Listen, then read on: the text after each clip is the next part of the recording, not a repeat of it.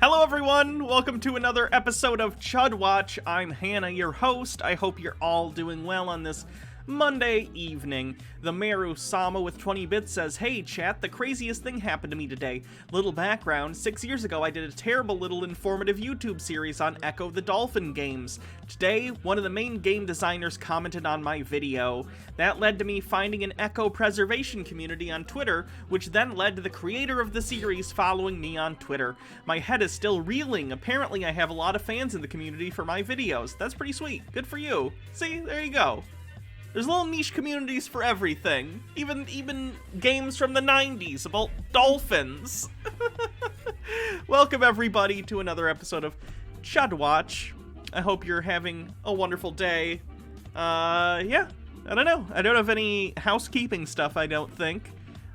Just got done recording some Dave Rubin stuff with Jake. Yeah, that's basically all that's going on. Amateur Hardest with 20 bits, "I got a new set of pens. What do you think about my... What do you all think about my inking?" And then there's a link.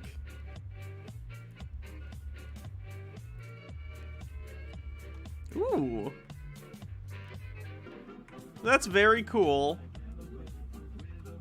I like this one. You can really, like, feel the impact. The line work on, like, this stuff. I don't know what you would actually call this, but I like that. Like, I can really feel the force of the kick. Or the knee. Neato.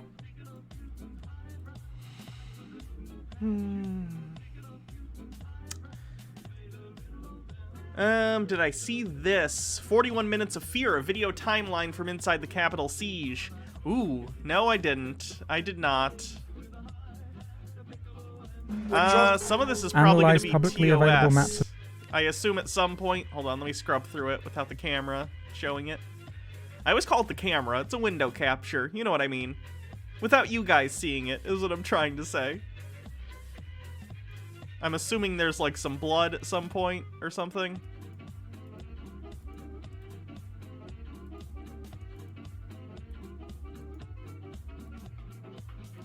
I'm just kind of scrubbing through.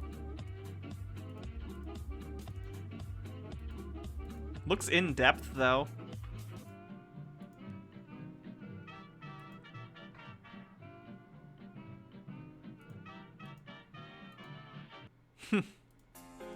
I definitely recommend people to watch it, and I'll probably watch it off-stream, but I'm a little concerned about potential content stuff. I could be wrong, though. I don't know. At the very least, I'll take a look at it, and then maybe we can watch it next time on stream. I don't know. Dude Spanking Dude says I'm doing some Ben Garrison comic edits. Oh, Ben Garrison. Ben Garrison is ban-evading on Twitter. Did you guys see that? Is Baja making a character sheet? Also, the curry looked amazing. Yes, Baja is making a character sheet for her character. She's going to be joining, for anyone who does our D&D stuff over on Actual Jake's channel, you know, Alive, the campaign that I DM that we haven't done in a while. We're hoping to get back to that soon, and Baja is going to be joining the group. Amateur Hardest with 20 bits. "I'm flattered you like my artwork. Tell Jack Chick I'm coming for him. That'll be difficult since he's dead, but I'll do my best. I'll hold a seance." Daddy Sume says, "I love that I'm blocked up by Razor Fist." Nice. Cake Knives, thanks for following.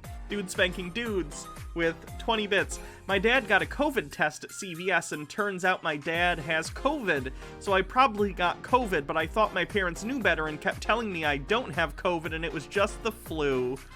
Ooh, I'm sorry. Whenever you tell me about your parents, it's never something positive, and I'm sorry."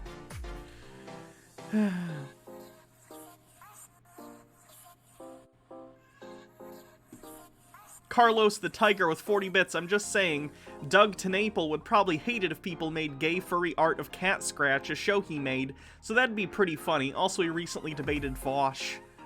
He did? Why? Oh, no. Bumble Homestead with 100 bits. "My husband gets to go for his first vaccine tomorrow." Nice. I hope he gets that, and it all goes well.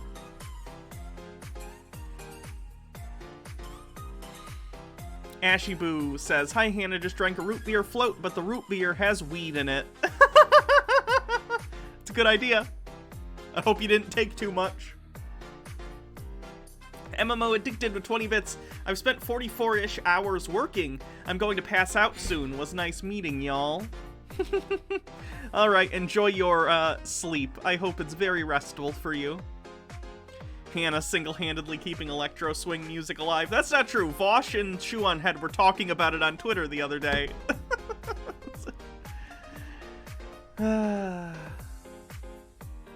Mightiest Quinn!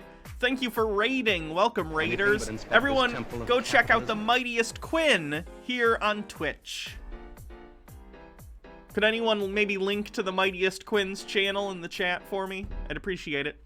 Andrew Batella with 20 bits. Hi, Hannah. Tonight I'm working on my second ever code contribution to Firefox to make its form payloads closer to Safari in one very small and obscure way. Those are words that mean things that I don't understand.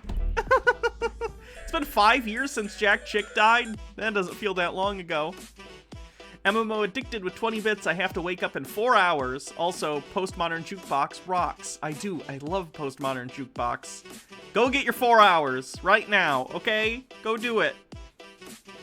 Daddy Sume with 20 bits. Oh god, this guy is liking a ton of my tweets. I feel dirty. Can I click this on stream?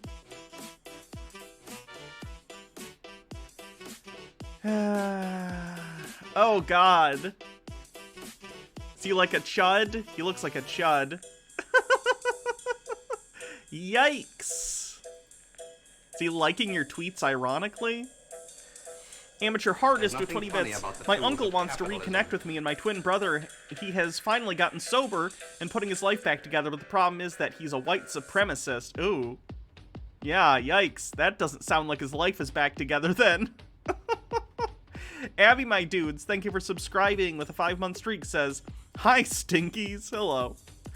Ghetto Kanye with 20 bits. Hey, Hannah, my mom's paraprofessional job at our local high school who likes to pretend COVID doesn't exist, and she's finally on a list to get the vaccine.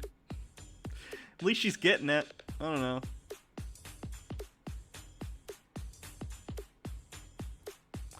Doom, doom, doom, doom, doom. I guess we should probably take a look at what we're doing today. We have Terrence Popp.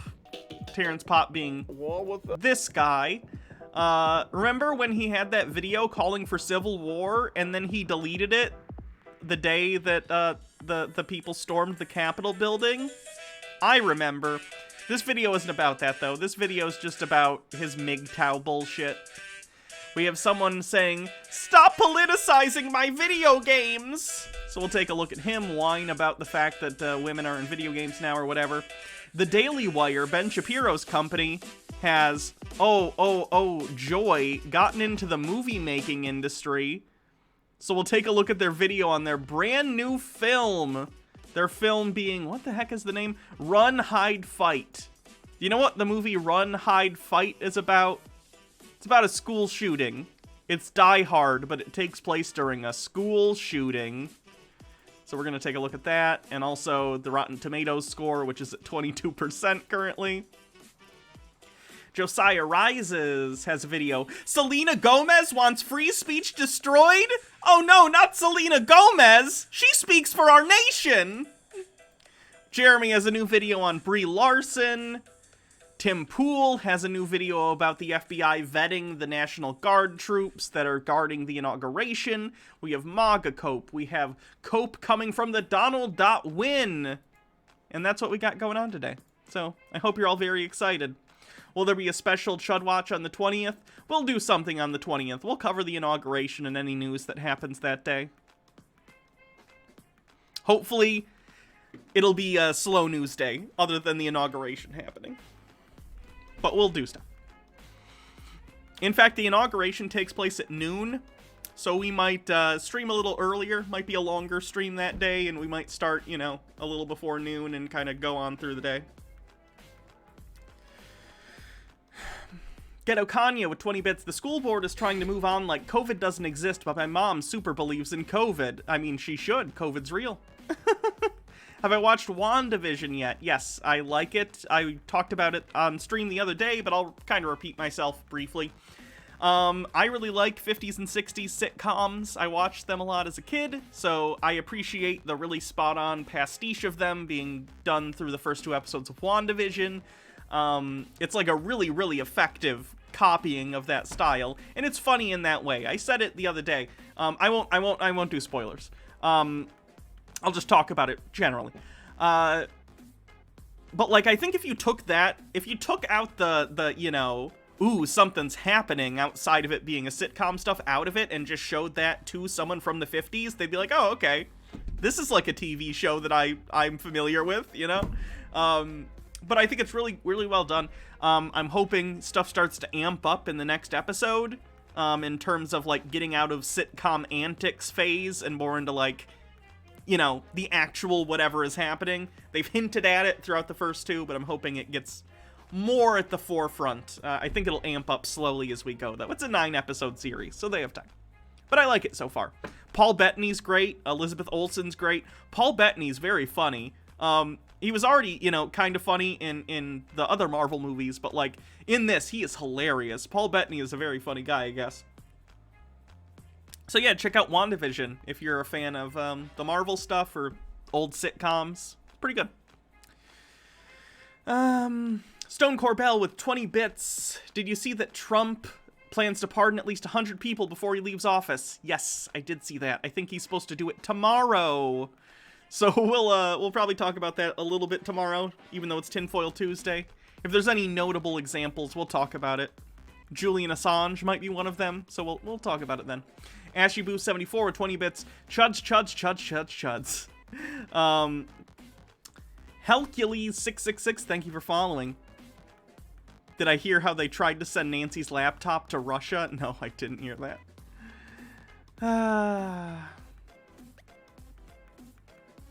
Pyromancer56. I'm surprised we haven't gotten a hype train yet. Pyromancer56, because we've been getting lots of bit messages and stuff. Pyromancer56 with 40 bits. Seeing a sign at my pharmacy about COVID vaccine coming soon. Looking forward to it. Yeah. Do I think they're going to do flashbacks with Wanda and Pietro watching American reruns as kids? That would be good. It would explain a little bit, because she's, like, not from the States. She's from Sokovia. So, I don't know. I think it would make sense. Honestly, I don't know if this is a rumor or anything. This is entirely based on my thoughts. I would be shocked if Pietro doesn't show up at some point. Because this is like her fantasy world where she brought Vision back to life, right? So her brother has to show up at some point, right? It would even fit into the sitcom thing. Like, oh, she's, you know, her brother from out of town comes in and it's Pietro and he's alive again. But it's just done in a sitcom antics sort of way. My brother from out of town is here, and he's gonna get it into antics, you know? But of course, as the audience, you're like, oh shit, he's alive in this fake reality, whatever's going on. Buffkima, thank you for following. How does it feel to have Disney Plus before 2022? I can't even proxy since all I get keeps getting blocked. All I have to say is, yar, matey, hoist the mainsail, get an eye patch, and I'm sure you'll be able to watch WandaVision somehow. Sushi Mom says your hair's looking cute. Thank you. I actually think it looks pretty bad today. My bangs are not cooperating. Like, I keep getting gaps, but, you know, it's okay. Thank you.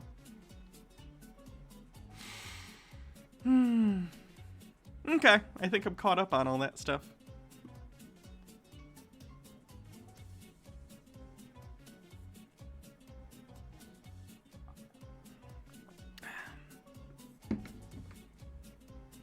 Joe Biden has pledged to end the Keystone Pipeline. I did see that. We talked about that. No, we didn't actually talk about that in the stuff we recorded today. We might have talked about it off camera.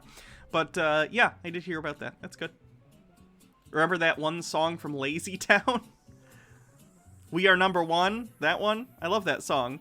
Doon doon doon doon doon doon doon doon doon doon doon doon doon. Hey, doon doon doon doon doon doon doon doon doon doon doon doon doon. I love that song. Did I bleach my hair? Is that lighting? It's the lighting. It's just a hot spot from the light up there. I still have the same brunette hair.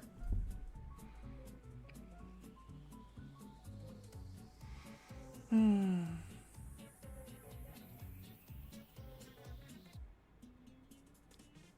Addicted, thank you for gifting 5 subs to the community. Much appreciated. Maybe the hype train will kick off. We've been getting a lot of stuff. I feel like it normally kicks off by now with this amount of whatever, but maybe I'm wrong. There's nothing funny about the tools of capitalism. I'm gonna try and adjust the alert box. I moved the alert box from over the chat to kind of down here, so I hope that's okay. Keeps it out of the way of reading chat and stuff, if you're reading it from the screen. There we go! Hype train begins. There's nothing funny Daddy about Sume with a link. Capitalism. And 20 bits.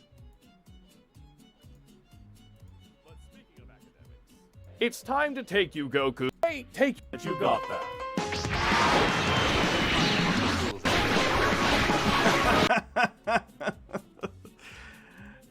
That's funny, but I don't think I can play much of it because I'm pretty sure the company that owns Dragon Ball Z is pretty stringent on clip usage. Funny though. Albatrotsky, thank you for subscribing with Prime. Kierthin with 100 bits, calling the hype train. Choo choo. Pyromancer 56 with 100 bits says, get hype. And then Chaotic Star Whale with 20 bits. Funny about the tools with the Tran train emote.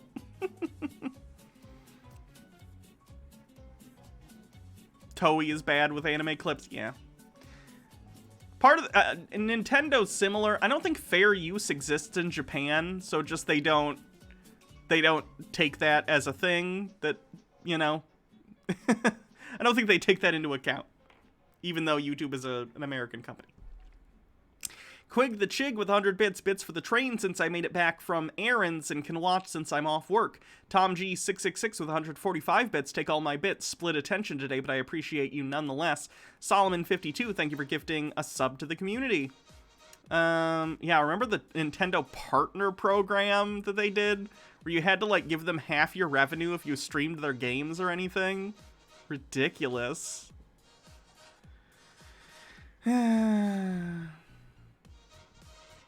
31% of the level 3 hype train. Nice. I remember early, do you guys remember early YouTube? There was like no copyright enforcement. There were like full episodes of The Office up on YouTube. It was crazy. That was like 2005 YouTube though. That was like real early on, so.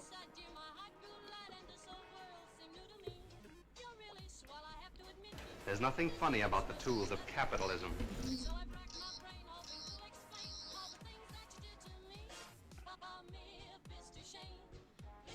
You had no idea what YouTube was for in 2006? Yeah. I don't know what year Jake and I started on YouTube. Might have been 2011, 2012. There's nothing funny about the tools of capitalism. Defeater, thank you for subscribing with a 4-month streak. Don't know what to write, but love you in chat. Well, thank you very much for supporting. Appreciate it. Arenas3 with 100 bits says, nearly time for bed, lulled to sleep by weird chuds. And then I spank my monkey every night, subscribed with Prime. Thanks for the Bezos bucks. Ooh! Oh, wowzers. Okay. There's nothing funny about the tools Amateur Hardest with 20 bits. In the early days of YouTube, I watched full episodes of Yu-Gi-Oh! Yeah, there was a lot of stuff on there. Pyromancer, thank you for gifting 10 subs to the community. Chrissia, thank you for gifting subs to the community as well. Wowzers. So many gifted subs. Did we hit the monthly sub goal? I think we did. And it's only the 18th, and we exceeded the sub goal for the month. Everyone, this is an internet high five moment. Good job, everyone. Thank you for supporting the stream. We completed level 5 of the hype train. We did it, folks. We're at 246% of the level 5 hype train with 4 minutes to go. Stone Corbell with 100 bits says internet high five. Okay, let me get my steampunk hat for that hype train. There's nothing funny about the tools of capitalism. I gotta get one of those like roller things and get like the cat hair and stuff off this.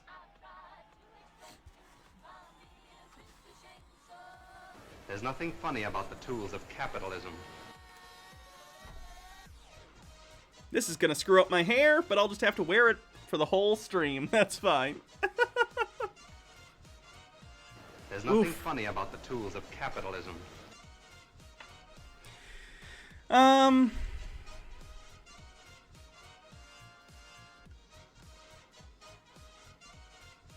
There's nothing funny about the tools of capitalism. Bitter old ass broad with 100 bits. Thank you, Chapelmon with 100 bits. Choo choo. I love the community.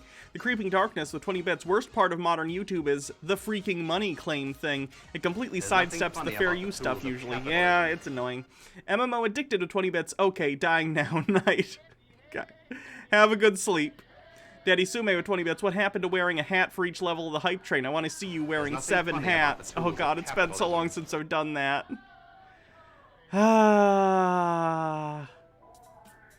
Yeah, I probably need to. It just screws up my hair, and I think I look bad, There's nothing but funny about the tools of I'll do it. capitalism. I'll do it. Let me go get 5, 6, 7. I gotta get 6 hats for being at a 258%. There's nothing funny about the tools of capitalism. 1 second. 1, 2, 3, 4, 5. There's nothing funny about the tools of capitalism.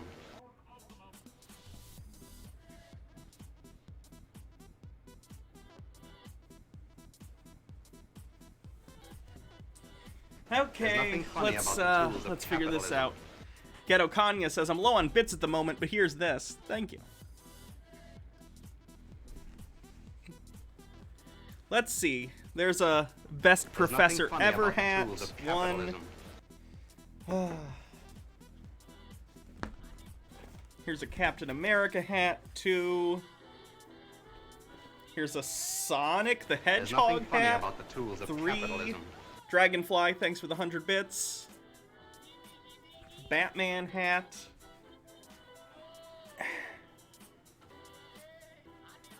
There's nothing funny about the Generic tools of black capitalism. hat. And then Captain America. Wait, did I have 2 Captain America? It's fine. There's your hats. There's nothing funny about the tools of capitalism.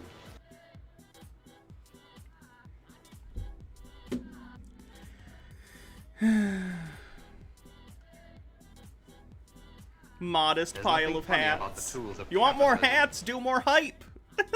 If you think this is modest, doesn't feel modest, let me tell you, okay? I'm the one who has to wear them on my head, supported by my poor neck. There's nothing funny about the tools of capitalism. I'm a Team Fortress 2 character now. Yeah, I'm a, There's nothing funny Oh about no! the tools of capitalism. Oh god.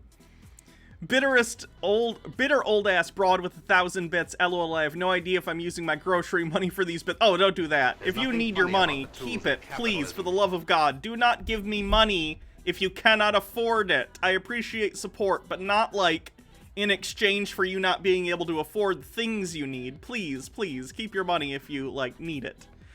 MMO Addicted, thank you for gifting 10 subs to the community, adding 200 more % to the hype train. So I gotta get 2 more hats. God damn it. Thank you. Now let me go get some hats. Hold on. I'll do this. I'll add, because it was such a good hype train, I'll add this hat and my steampunk hat at the very top. You're not even gonna be able to see it in frame, but they're up there. Let me show you. Okay? These are all here. You cannot see them but they're there, okay? Be aware that they are there. Oh, I can feel the headache already. I'm gonna have to go get an aspirin at some point. Johnny Cal, thank you for gifting a sub. You know what? I'm honestly, I really am gonna go get an aspirin and just take it preemptively, because I can tell this is gonna give me a headache. Put the big ones at the bottom. That's probably the smart move, right? You'd think so. Hold on. Let me go get the aspirin, and then I'll be right back.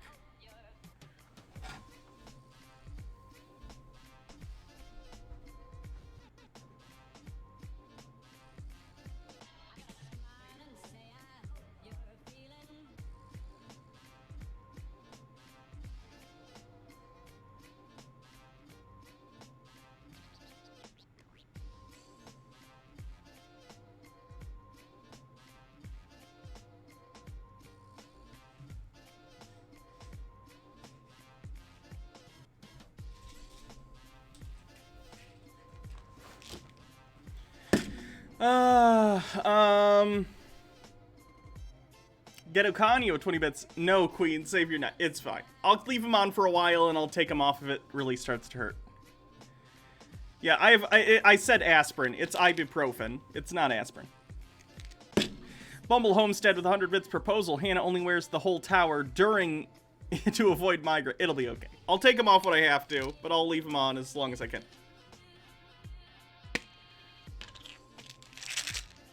Canadian left support says it's time to skedaddle. Okay. There's nothing Thanks funny for coming. about the tools of capitalism.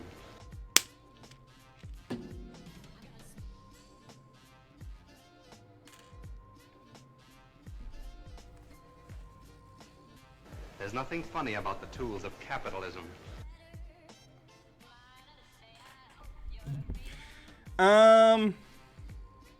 Dude spanking dudes the 20 bits. I'm just so tired of my parents' BS. And the thing is, I'm so used to coming to them for comfort and hugs because they taught me to ever since I was young, so it'll be hard not to when I get out of here. Yeah. It's tough. I'm sorry you gotta deal with that. MX Gothy Queer says just wear the nicer hat. It's not worth hurting you. Guys, it's okay. It's okay. I'll take them off when I need to. And I'll just wear the cooler hats, like when it gets to that point. There's nothing funny about the tools of capitalism.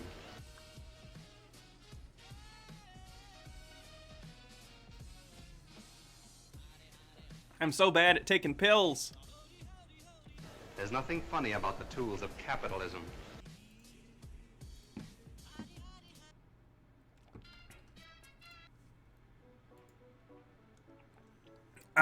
Better. Okay. There's nothing funny about the tools of capitalism. I'm just gonna wait for the Elon thing to stop making so much noise, and then we will go on to the manga cope stuff. There's nothing funny about the tools of capitalism. Imagine needing water to swallow pills. Even the water isn't enough for me a lot of the time. There's nothing funny about the tools of capitalism. Did I hear about the vagina candle? I've heard about the candle. Yes. Daughter of Tiamat says when I was younger I used to be physically unable to swallow pills. Yeah, that's basically where I'm at. There's nothing funny about the tools of capitalism, Hannah. I've heard that somewhere. There's nothing funny about the tools of capitalism. Oh, god damn it, Elon.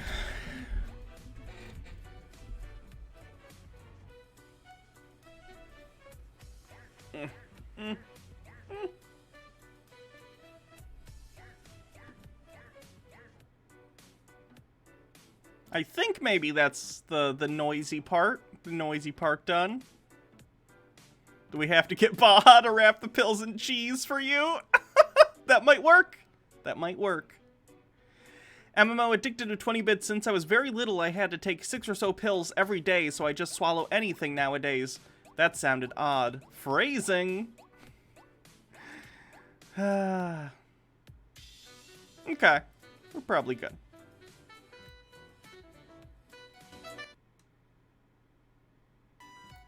That's probably as low as that goes.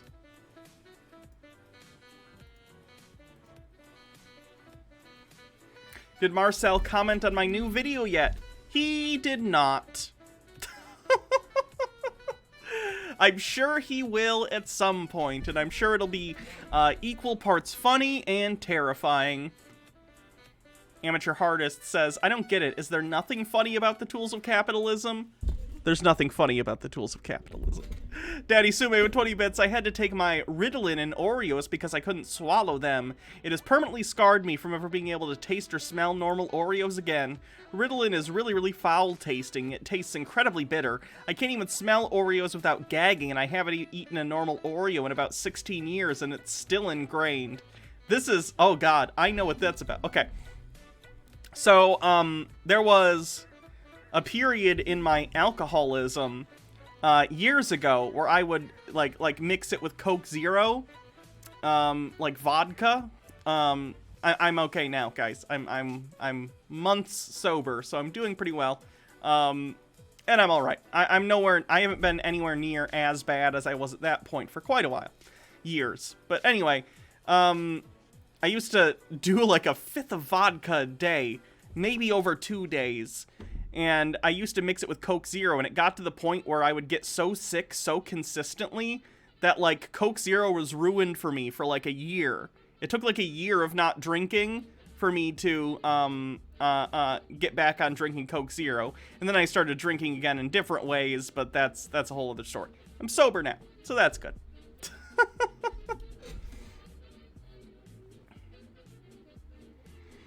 Harry K5 with 20 bits. Hi, Hannah. Hot Pocket pepperoni pizza might turn into Hot Pocket glass flavored. I did see the recall. The 12 packs of pepperoni Hot Pockets have glass in them. Don't eat them. Somnific Owl. Thank you for subscribing with Prime. There's nothing funny about the tools of capitalism. All right, let's head to MAGA coping. It's that time of the stream where we're gonna go ahead and look at some of the MAGA people coping with their nonsense. It's now the 18th of January. We're but 2 days away from Biden getting inaugurated as president of the United States. Let's see how they're doing. My guess is going to be bad. And we might take a look at some of the Donald.win stuff too. The Democrat Party today announced, by the way, they also, this is the thing right-wingers do, they'll call the Democratic Party the Democrat Party because I think they think it makes it sound worse to say Democrat rather than Democratic. Find that interesting. The Democrat Party today announced that it is changing its symbol from the donkey to a condom because it more accurately reflects the party's political stance. A condom allows for inflation, halts production, destroys the next generation, protects a bunch of dicks, and gives you a sense of security while you're actually being screwed. This meme coming to your uncle's Facebook feed very soon. It had the like JPEG artifacting and everything pre-baked in. Very nice. I am sick of Congress. I am sick of the Senate. I say dismantle it all. I'm ready for a monarchy. I say King Trump, eat that Twitter. Hashtag long live the king. We're fighting for our right to live, to exist. Should we lose on election day, although she said loose. Should we loose on election day, we will not go quietly into the night. We will not vanish without a fight. We're going to live on. We're going to survive. November 3rd, we fight for our independence. How'd that work out for you? Right. He won. If he lost, he lost, but he didn't lose. Right. He won. How? Hold on, let me double check for this lady.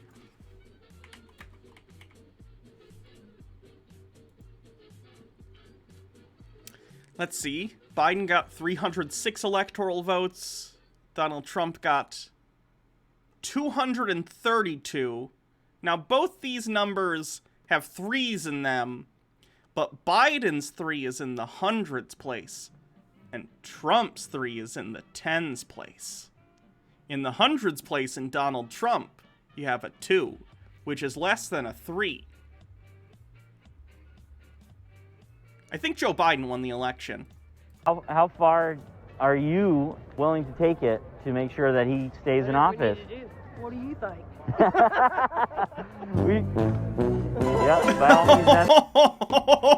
That poor dog!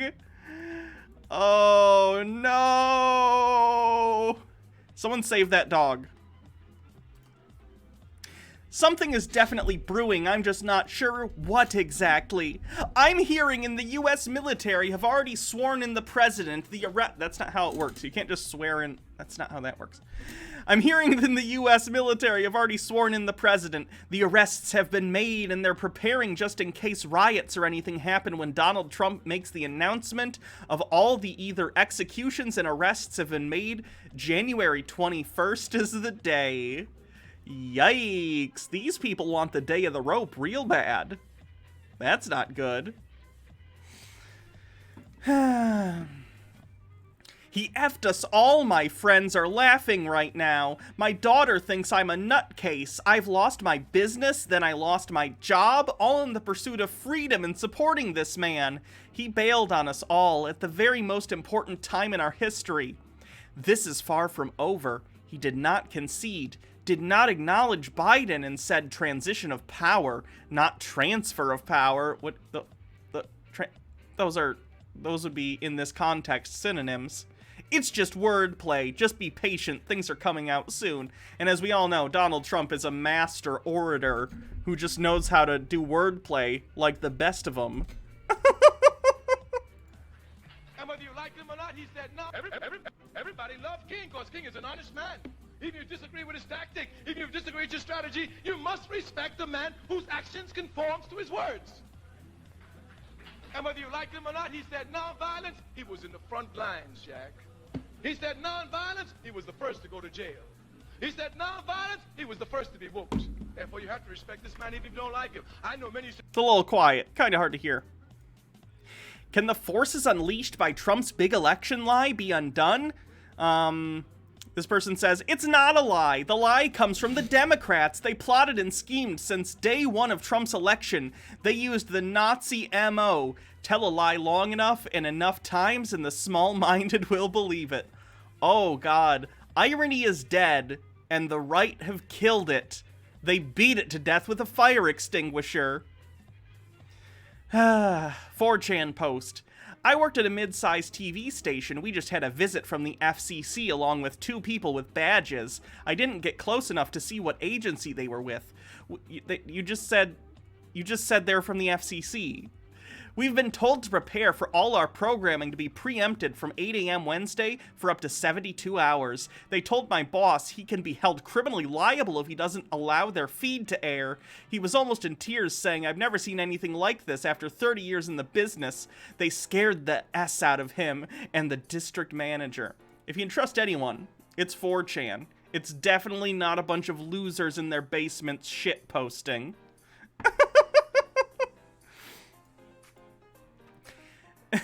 Sean Hannity tweeting, did Olive Garden revoke my lifetime pasta pass? I respond tonight. I will repeat, Olive Garden, give me a lifetime pasta pass. I will eat pasta on stream every day for the rest of my life, okay? It won't be a very long life because of the amount of carbs I'll be consuming, but nonetheless, I will do it, okay? Is anyone a lawyer on here? I want to know if I can sue Don Lemon and CNN for defamation for saying me and 75 million Americans are racist and KKK. No, you can't. I'm not even a lawyer, and I can tell you that's not the case. FYI, the post office is closed on Sunday and Monday this week because of the MLK holiday, so all book orders this weekend and Monday will ship Tuesday. It's closed because USPS is restructuring to prepare for JFK Jr. to take over as Postmaster General.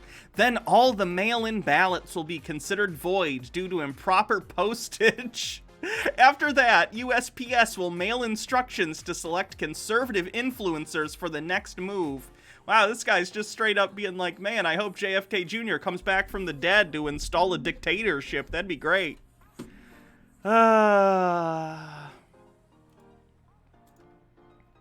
Breaking, Biden to cancel Keystone XL pipeline permit on first day in office. They have to open their human trafficking routes back up. Can't do that if they're building a pipeline on it. Do they think children are trafficked via pipeline? Why would... That's not how children are trafficked. They don't... What?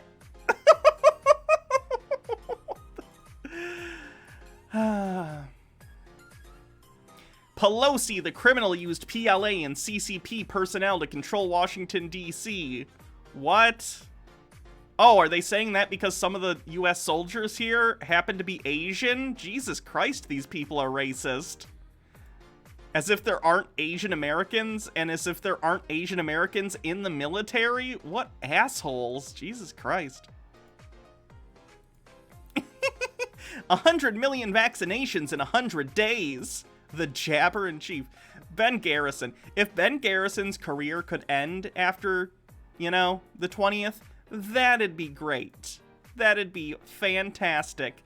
Sidney Powell and General Flynn, and Trump is the son, and Obama, Comey, all these people are up a tree, and they have a dog named Justice who has a pearl necklace? Okay.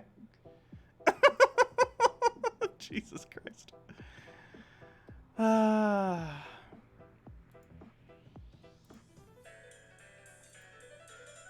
Never Trump evangelicals must be celebrating the news that Biden is going to worship at the feet of transgender activists. You got what you wanted, woke Christians. I'm still waiting for Joe Biden to come and worship at my feet. Yeah, let's do that. That's got to be worth some money on OnlyFans. Joe Biden worships trans feet for 30 minutes. $100 for the video. Okay.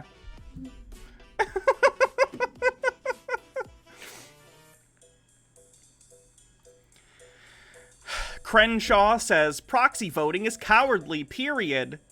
Via proxy, Crenshaw votes no on impeachment. Funny how that works, huh?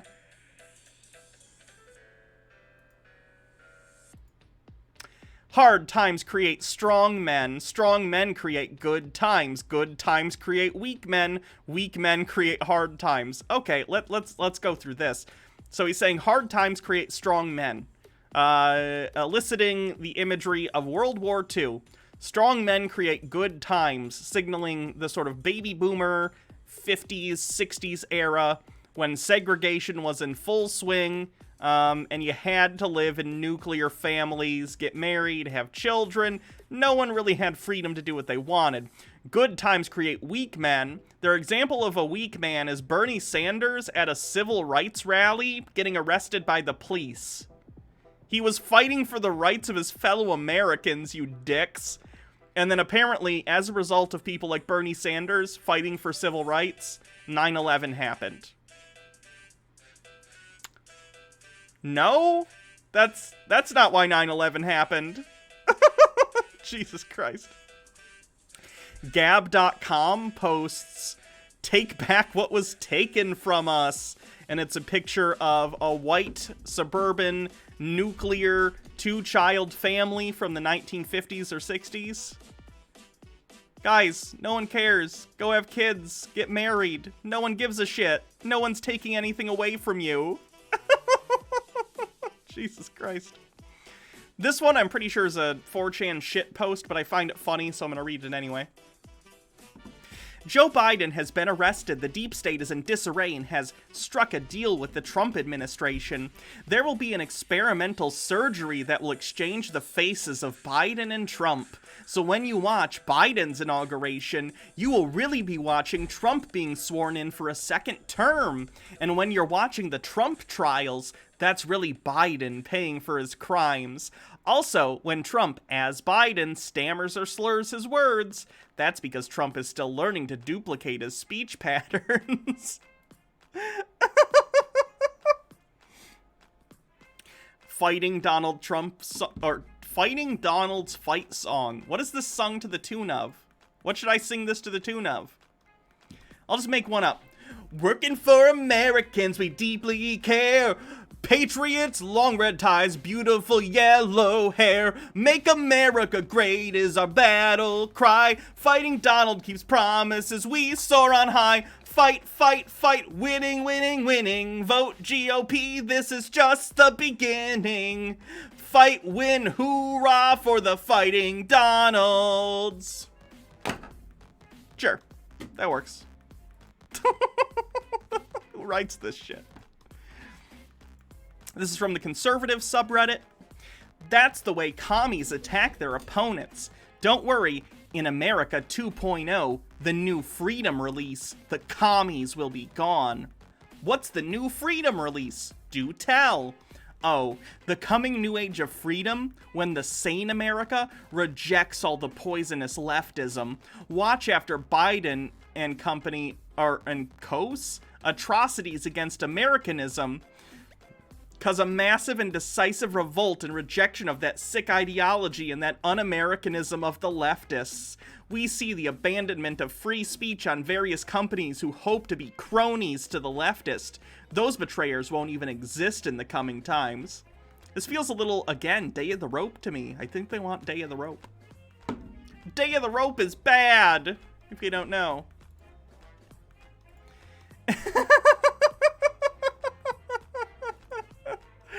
Oh no.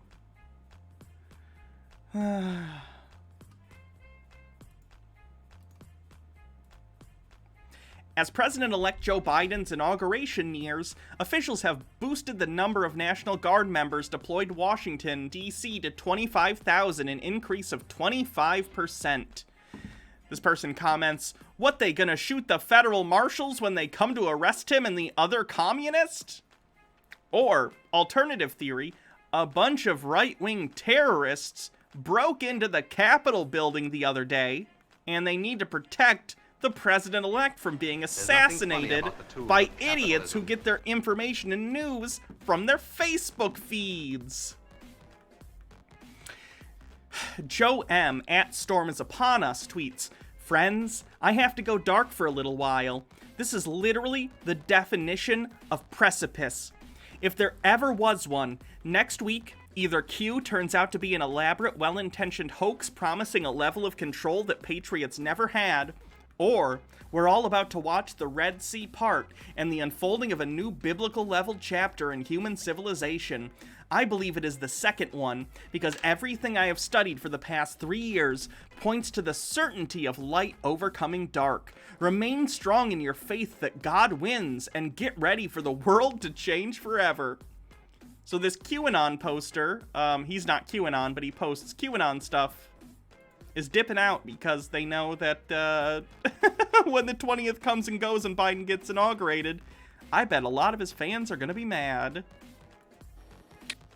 I'm always curious what exactly conservatives mean when they say they love America, because you hate most of the people who live here, you hate the civil liberties afforded by the Constitution, you hate the separation of church and state, you might claim to love its economy, but you hate all of the states that make up the largest parts of it, you hate the government, you hate people who are anti-government, you hate the rich because you think they're part of a conspiracy to fuck your kids, you hate the poor because you think they're lazy, you hate this country's natural beauty because it gets in the way of industry, you hate industry because it keeps giving jobs away to immigrants, you hate immigrants for taking things you feel entitled to, you hate liberals because you feel like they're too entitled, you hate government interference for getting in the way of big business, you hate big business for being too globalized, you hate globalism for taking jobs away from American workers, you hate American workers for unionizing and demanding better jobs. When you say you love America, what aspect of America are you actually talking about?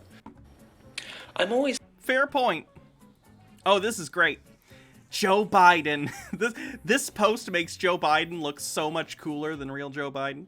Joe Biden, God killer.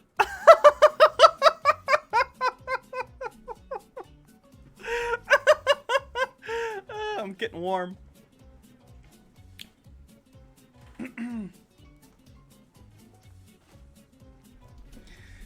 And apparently he's killing God with Hillary Clinton, Obama, Sanders, and Pelosi. Good luck. Oh, this is a conspiracy theory. Did you guys hear about this? I'm gonna start I'm gonna start moving hats because I am starting to get a headache. I'll go down to the fancy hats for now.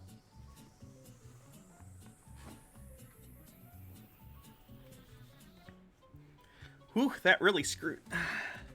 Oh, hat hair immediately. Yikes. Yeah, this is some QAnon BS. This is Pelosi yesterday from her photo op after impeaching Trump. The interesting part is members of Congress don't get Secret Service details. Think about that for a moment. If you zoomed in closely, you can see that there are U.S. Marshals. Anyone care to guess why they're all female? When you are under arrest with 24-hour supervision and are female, they don't put a man on your details. These cops literally watch her take a dump 2 times a day and watch her get dressed to make sure she isn't hiding a weapon. Nancy Pelosi is 100% under arrest. Enjoy the show! No, she's not under arrest. She has guards because there were people plotting to murder her the other day. They broke into the Capitol building. and planned to kill her. Here's a post from the Donald that says, "Listen up, F-slurs. It doesn't matter what the morons say. We won fair and square bigly, and it's time to get ready to celebrate the election win of our leader. Let's roll!" And then it's a video of Trump dancing to the YMCA song. Why do they like YMCA so much? Do they know the song YMCA is about hooking up with dudes at the gym? Do they not know that the Village People are, like, super gay, and their entire thing is writing songs that are double entendre? Like, that's the whole... Go West is about, you know, manifest destiny, and also moving to San Francisco to be openly gay. Like these songs are... they're usually about two things. The YMCA is about, oh, the YMCA, and also banging dudes at the YMCA! Which is fine, do that. Young man, there's no need to feel down. I said, young man, get yourself off the ground. I said, young man, when you need in a town, there's no need to be unhappy. Doon, doon, doon, doon, doon. Yeah, I don't... why did YMCA get so popular at weddings? It's a song about fucking dudes at the gym! Like, I love YMCA, and I love the Village People. I love that shit, but, you know, why did it... I don't know. Just weird. Not gay weddings. My family played YMCA at their various wedding functions. It's just common, you know?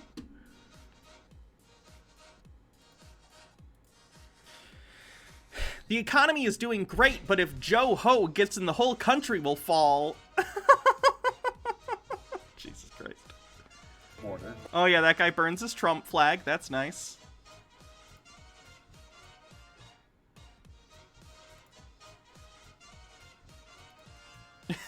If you can't earn $15 an hour, maybe you shouldn't be employed, says Ian Miles Chong. If you can't afford to pay your employees a living wage, maybe you can't afford to be in business. Oh God. Okay, so they're using the Tiananmen Square picture, and Trump is the guy who gets run over by the tank, and the tanks are Twitter, Facebook, CNN, DC Swamp, liberals, global elites, Hollywood, pedophile rings, Wall Street, Black Lives Matter, H10 spies, China, Russia, Iran, GOP elites, and the DNC. I think it sounds like MAGA people just hate most people in the country. Because this group is... you're describing most of the people in the country.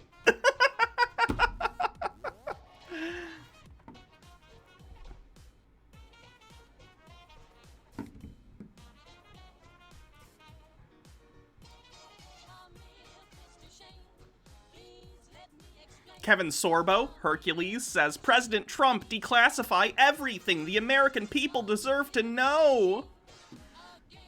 What does he want him to declassify? Liberty Hangout says, I'm starting to think Trump's border wall was a mistake on account of the fact that we might have to flee the country soon. I very much doubt Liberty Hangout would try and flee to Mexico. Liberty Hangout's racist. They don't want to be around non-white people.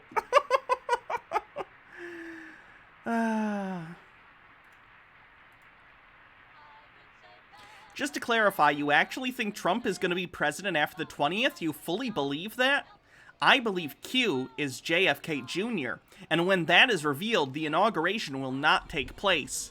The Constitution actually says that. It says, and if JFK Jr. rises from the grave, you can't inaugurate the president. A review of the Dominion voting systems will occur, which, funnily enough, even left-leaning mainstream media outlets loved to talk about for years until it was used in the US. So I'm crazy, right? Take a bet, then. Man, that's an interesting outlook you have on things. Okay, then, have a good day. Yeah. Oh, no. That's a poor haircut choice.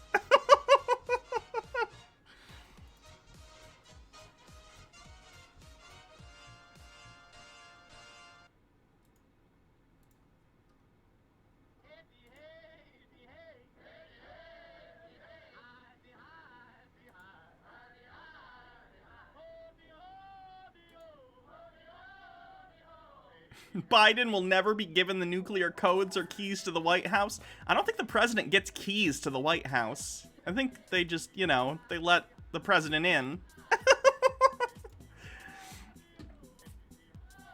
Breaking: Biden inauguration will be a mass arrest event. Sources tell me Space Force will cut... Oh, we read this at some point. Space Force will cut the feed. Of course it's Space Force, because it's one of the few things they know about Trump's presidency. The guy who flew a Confederate flag in the Capitol predictably surrendered. Nice. Tosha: I have cried for days. This shit will come back on them. Illegals will be flooding our streets. Never thought America be so stupid. Boy, was I wrong. I love you. Help me hang in there, 'cause I need you to love you, mama. God, they're not the best at talking, are they? It's probably why they like Trump. Nazis used to call it control of information. Today they call it fact-checking. Checking if I'm saying correct things is literally the same as Nazism. Nick Fuentes says America first, more like America worst, because this place sucks.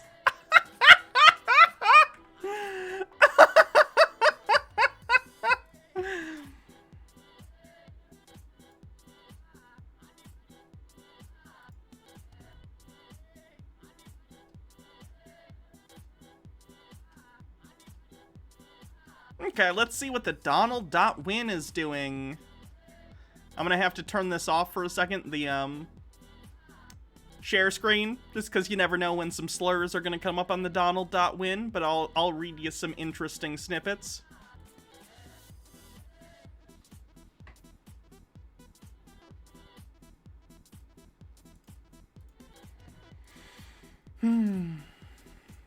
It's loading.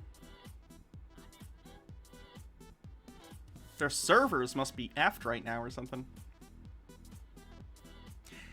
This is about, of course, Trump losing. This person says, it may seem like you have no chance. It may seem like it's over. Never, ever quit. Oh. This person says, only after we dropped 2 nukes on China. What? Do they not know that we nuked Japan and not China in World War II? What?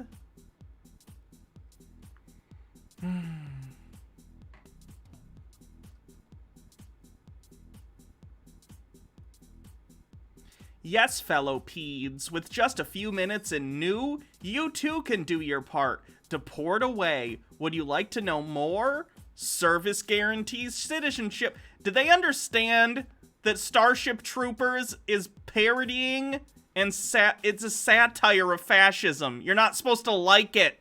You're not supposed to be like, yay, fascism. You're supposed to see the absurdity of fascism and how it uses people and chews them up and spits them out with no regard for their personhood. God.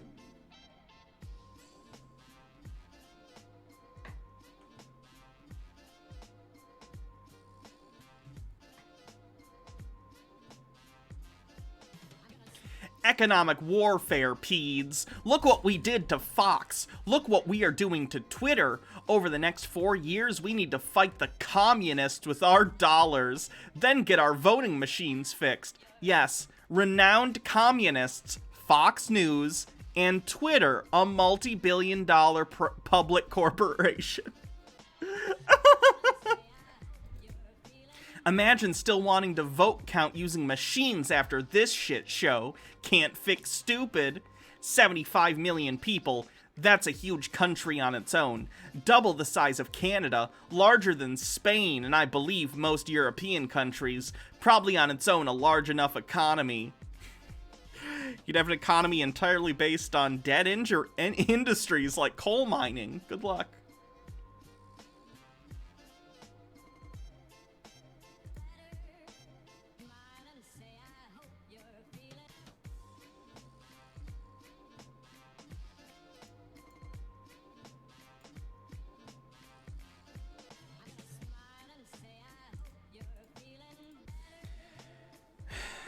They have a post of Martin Luther posting his grievances with the Catholic Church.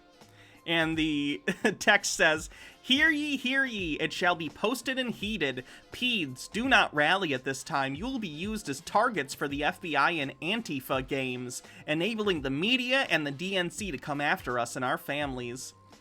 The comments say, do we stay home forever? Wait for them to finish consolidating power and then ship us off to camps? At what point are we allowed to exercise our rights again? Never? Well, after the 20th, things change, obviously.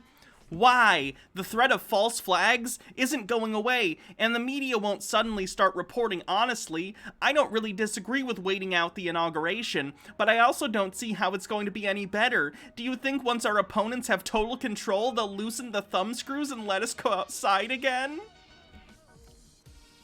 Most places in the US you can go outside right now, but if you can't, it's because we have COVID restrictions. There's a global pandemic going on, and the things you want to do, like breaking into the Capitol building, were never supposed to be allowed. They broke the law.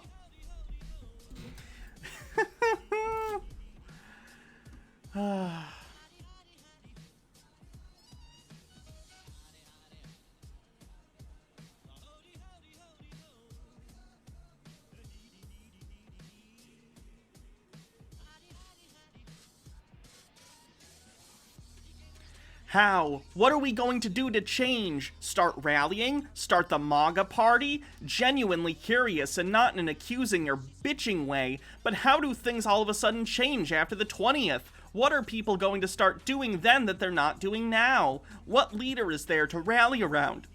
Who will rally people to get involved politically? Yes, things will change. They will get much worse. Unfortunately, that is always the catalyst. As bad as things have become for us, and I won't pretend, it's terrible for a lot of people, things are still too good. Too many people still have too much to lose. The American Revolution was somewhat of a historical aberration. People generally need to have absolutely nothing in order to affect the kind of change that we need to. Wowzers.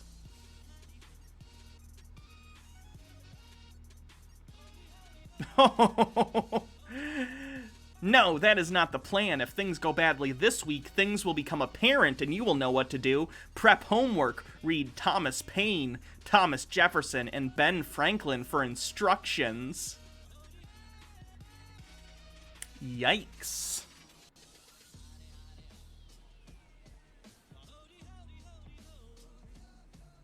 A fun game to do to all the posters telling you to stay on your knees and stay quiet is to ask them, when is the right time to stand for ourselves? When? They never answer. There's a massive disinfo campaign happening on this site. I wish more people could see it. So people telling you not to riot are FBI agents, I guess. Yikerinos.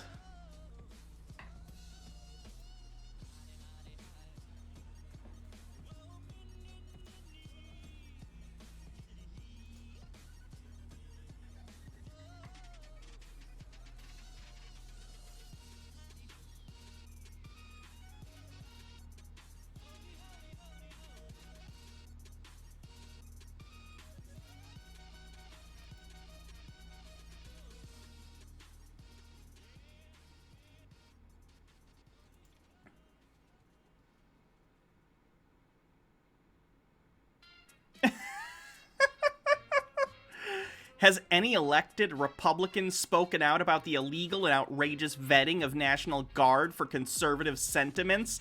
This is a massive violation of the civil rights of our troops, and no one is standing up for them. For those who don't know what that's about, the National Guard that are at the Capitol right now were vetted for extremism, basically, so they don't have crazy MAGA people protecting Biden. And that's apparently a civil rights infraction. It's not.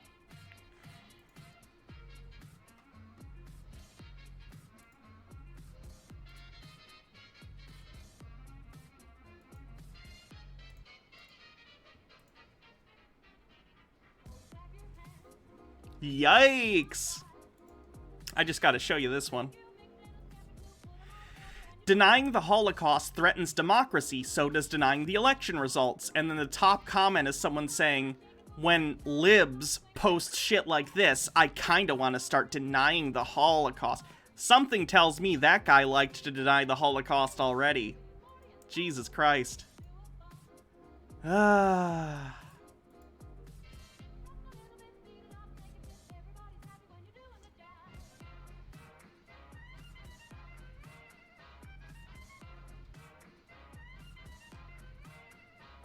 And yep, the thread has a bunch of people denying the Holocaust. Yikes. Wow. Eee. Ah. Ooh, I can't read any of this. This is terrible. Oh, God.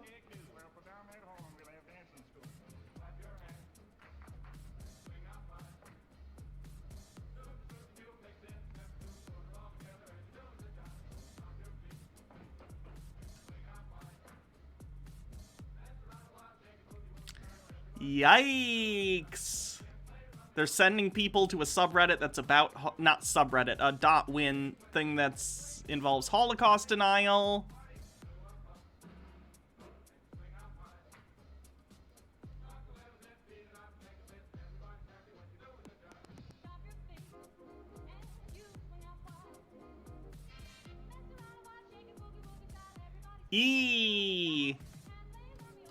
Yike. Okay, I gotta get out of this thread. That's a hole I don't want to go down.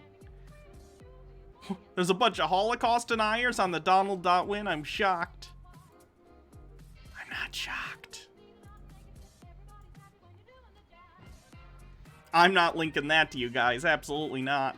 You can go find it yourself if you want. Okay, that's MAGA cope for the day, so let's move on to the next thing, shall we?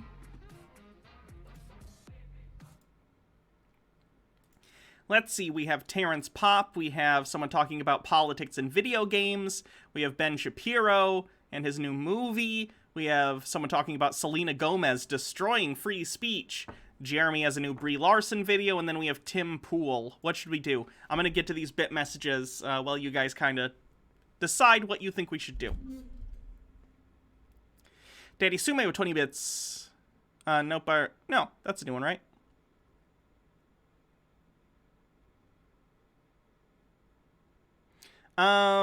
Somnific Owl, thank you for subscribing. Empty the Tanks with 20 bits. The vid where you and Jake tried that weird pizza, I feel like you weren't okay. I'm glad you're doing better. Yeah, probably true. Daddy Sume with 20 bits. Yeah, I then moved to Adderall XR from Ritalin, a much better medication overall. But the issue with that is it's an amphetamine, so it kills appetite. So I never had to learn control my appetite in high school, so when I got off it, I gained like 50 pounds over the course of a year. That's rough. Laser Sword with 100 bits. Hooray, I finally caught a live stream. Comrade Devin with 20 bits. I had a similar experience with poppy seeds. When I was a kid, my mom made a batch of poppy seed muffins, and I ate a ton, plus the leftover batter in the bowl. Ended up puking all night. I can't even look at poppy seeds to this day. Daddy Sume with 20 bits. Our Independence Day. I stole that entire speech from a shitty 90s movie. Amateur Hardest with 20 bits. I have Alzheimer's. Who won the election? Biden. Harry K5 with 20 bits. You know, we don't need to have an inauguration ceremony. All Constitution says is that the term begins at noon on January 20th. I remember all the stupid Obama didn't do the oath correctly, so he isn't president conspiracy crap. Yeah, I thought they were doing a virtual one. I could be wrong. Wag Roads with 100 bits. I think the Democrats should change their emblem to a condom. It helps control infections. It preserves a woman's right to choose. It allows everyone to enjoy intercourse in whatever way they wish in safety without judgment. Nice. Good counter meme. Wing the Ultimate Nug with 20 bits. Speaking of MLK, did you know MLK was a comrade commie? I know he was a socialist. I don't know about communist. Amateur Hardest with 20 bits. How cute Hannah believes JFK Jr. is dead. What's next? You believe the world isn't flat? Daddy Sume with 20 bits. I worship the bones, Hannah. The bones! Mr. Wizter0, thank you for following. Tech Funk, thank you for following. Amateur Hardest with 20 bits. Let's get the MAGA girl that sings horrible to sing that Donald Trump battle song. That would be great. Towing24 with 20 bits. Do we need to have President face-off? Can't we just skip all the bullshit and just get President Nick Cage? That would rule. Admiral Owl, thank you for resubscribing. With a 6-month streak. Logarth with 20 bits. I just got here. Are you aware that you're wearing like 10 hats? I am aware that I was. Daddy Sume with 20 bits. Let's do what Japanese teenagers do all the time. Let's kill God with magic and swords. Towing 24. Joe Biden, God Killer. I was hoping Barry Bostwick would finally have a follow-up to FDR, American Badass. Amateur Hardest with 20 bits. These Q people are fools. We know Harold Penisman will usher in the New World Order to give us free drugs. Snowy Ikea, thank you for following. Amateur Hardest with 20 bits. Speaking of YMCA, there was a link that I'm not going to click because I don't want to play copyrighted music. Pyromancer with 56 bits. Persecution Complex is strong in the right. Panicoic111, thank you for following. Ashiboo74 with 20 bits. That's fine, because we get to see you. You look great today. Thank you. Daddy Sume with 20 bits. Actually, the movie is only like that. The book is 100% a love letter to fascism. The author was pissed about the movie's treatment. I know, but that's why I love the movie. Paul Verhoeven basically told that book to go fuck itself, and I love it. Mitchell Drummer with 20 bits. I want to point out that you do not need to verify an email or do CAPTCHA to post on the Donald.win, so they could be spammed very easily. They could, theoretically. Arakaria24 with 20 bits. So they care about civil rights? Funny that I could have sworn from the reactions of Trump supporters during the summer that they couldn't care less about civil rights. I wonder what's different now. And then Daddy Sume with 20 bits. Cleanse. Let's take a look.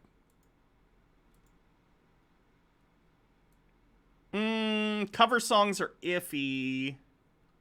I don't think I'm going to do a cover song, because often then I have to share revenue with the video with the company that wrote the song.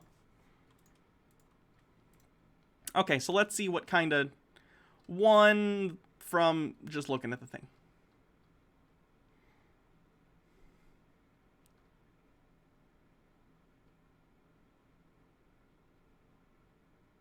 Ben, I'm going to say Ben won. It's an informal poll. Just jump to the middle, Hannah. Just jump. Maybe. Oh, God. What is it? Save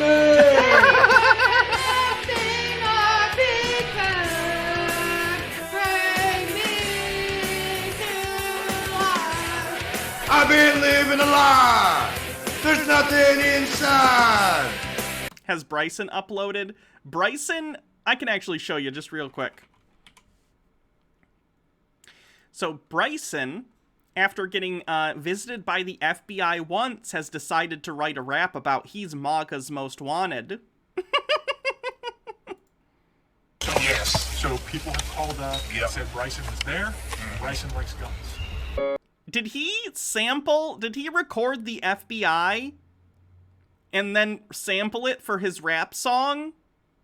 Don't record the FBI without their knowledge. That's not good.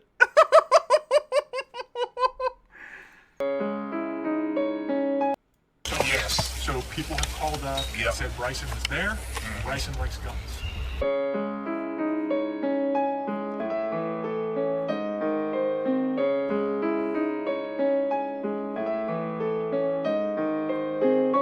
My haters be giving my name to the feds. They went to my parents' house, I was at home in bed. All this death either want me in prison or dead. I pulled up at the crib, MAGA hat still on my head. Bryson Gray did nothing wrong, I'm going Roger Stone. They probably gonna tap my cribs, they probably tap my phone. And people... If you end up comparing yourself to Roger Stone at any point in your entire life, a man who has Richard Nixon tattooed on his back, reconsider where you are in life. Send me death threats, better leave me alone. Cause I just bought another gun and it's legally owned. Rappers dissing on my name, hoping they help their status. Rookies hating on the vet, get in the gym and practice. And they said I'm a terrorist with semi-automatics. I guess they probably love me better if I was in the casket. Hey, I'm MAGA's most wanted, ayy. Hey, I'm MAGA's most wanted, ayy. I'm MAGA's most wanted, ayy. Hey, I'm MAGA's most wanted, ayy. Hey, I'm MAGA's most wanted with the smoke if you want it, ayy. I'm with the smoke if you want it, ayy. want with the smoke, if you want it with the smoke, if you want it, ayy. Hey, I'm Maggie's most wanted, ayy. Hey, I'm Maggie's most wanted, hey, I'm Maggie's most wanted. I'm a Christian with a MAGA hat and AR. Of course, they not trying to let me make it fall. And they always taking shots like we was in the bar. Instead of hating on me, you need to get up the paw. Death threats, now the FBI, what's next? No evidence, but the left label me a suspect. Said I was in the Capitol, but we was on the steps. Exercising our First Amendment is bad now, I guess. If you a Trump supporter, look at what you got in store. They ban us on the internet, but I promise there's more. Right now it's federal investigators at your door. Then they gon' probably ban our MAGA hats inside the store. We rich in spirit, but I know they tryna make us poor. They'll probably take our guns before you can count to 4. And they'll probably ban the Bible so we can't read no more. You better wake up and realize it's a spiritual war. Hey, I'm MAGA's most wanted, ayy. Hey, I'm MAGA's most wanted, hey, I'm MAGA's most wanted, ayy. Hey, I'm MAGA's smoke if you want it with the smoke, if you want it, ayy. Here's what gets me about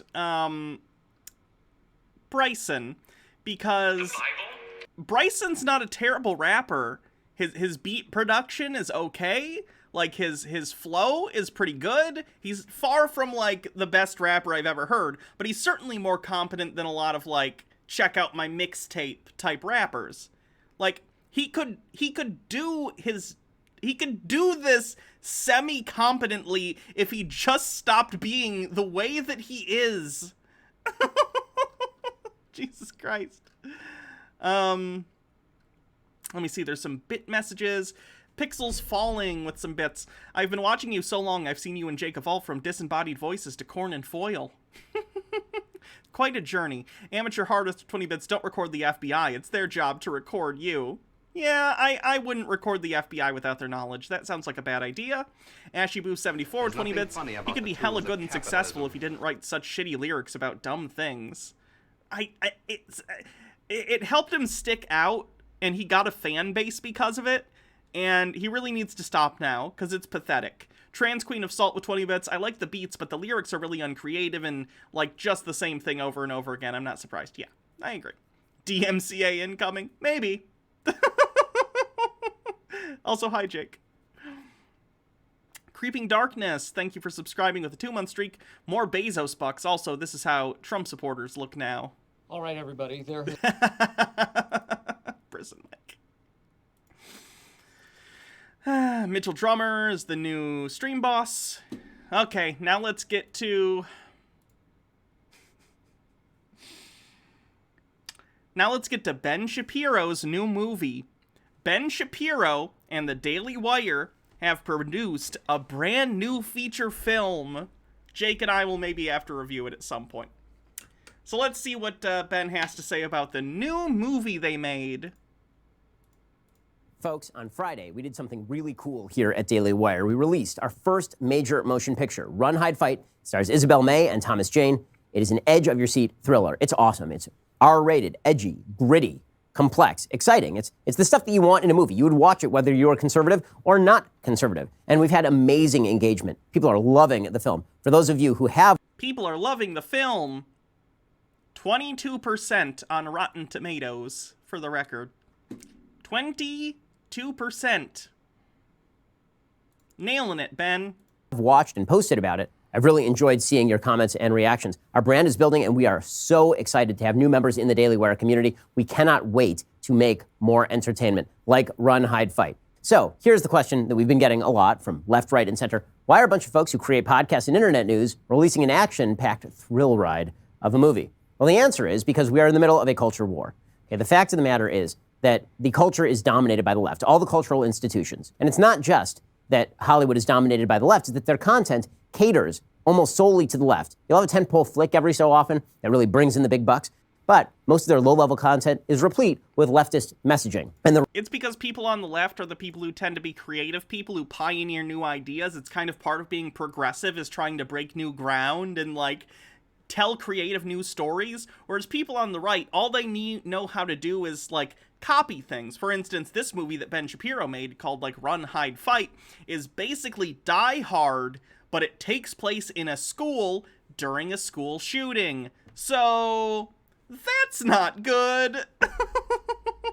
The reality, again, is that the critics help exacerbate this problem. If you check out the gap on Rotten Tomatoes between what the critics think and what the audience thinks, it's often quite wide and usually where the movies are most political. So you need an alternative. You need a place to go where you can see entertainment that is not going to deliberately offend your values, where you can see a movie that is actually going to side. Ben's values that are offended being, I don't want gay people to exist. With you and against a lot of left-wing tropes about the United States. The gap has been emerging in real time between Hollywood and the rest of the United States. Hollywood made Atomic Blonde, which was an attempt to respond to James Bond by basically just making James Bond a woman. Very often the critics are just... But isn't your new movie just like Die Hard, but with a high school girl? It's the same thing. Judging movies almost solely based on politics. Good example, the Jordan Peele movie Us. Now, the movie is, like, okay. It's not a great movie. I liked Us a lot. I'm like one of the few people who actually really liked Us and liked it more than Get Out. I don't know why. I just was really into it. Certainly not as good as Get Out, but they decided universally that it was very important for you to watch it because it had super important messages. So all the reviews said things like, well, the movie doesn't meet the high standards of Get Out. It's also a super duper important movie that you must see. All of America must see this movie. Why? Well, because of the messages of Us, which is all about income inequality and racial inequality and all of Jordan Peele's usual sort of leftist messages. You see, leftist messages like, please don't treat black people like shit. the same thing even with movies like Wonder Woman 1984. When Wonder Woman 1984 came out, audiences basically looked at it and went, this is not good. Except for the critics. We're like, you know what? Sure, it's not a really good movie, but it's so feminist. It's filled. Let me see what the, hold on.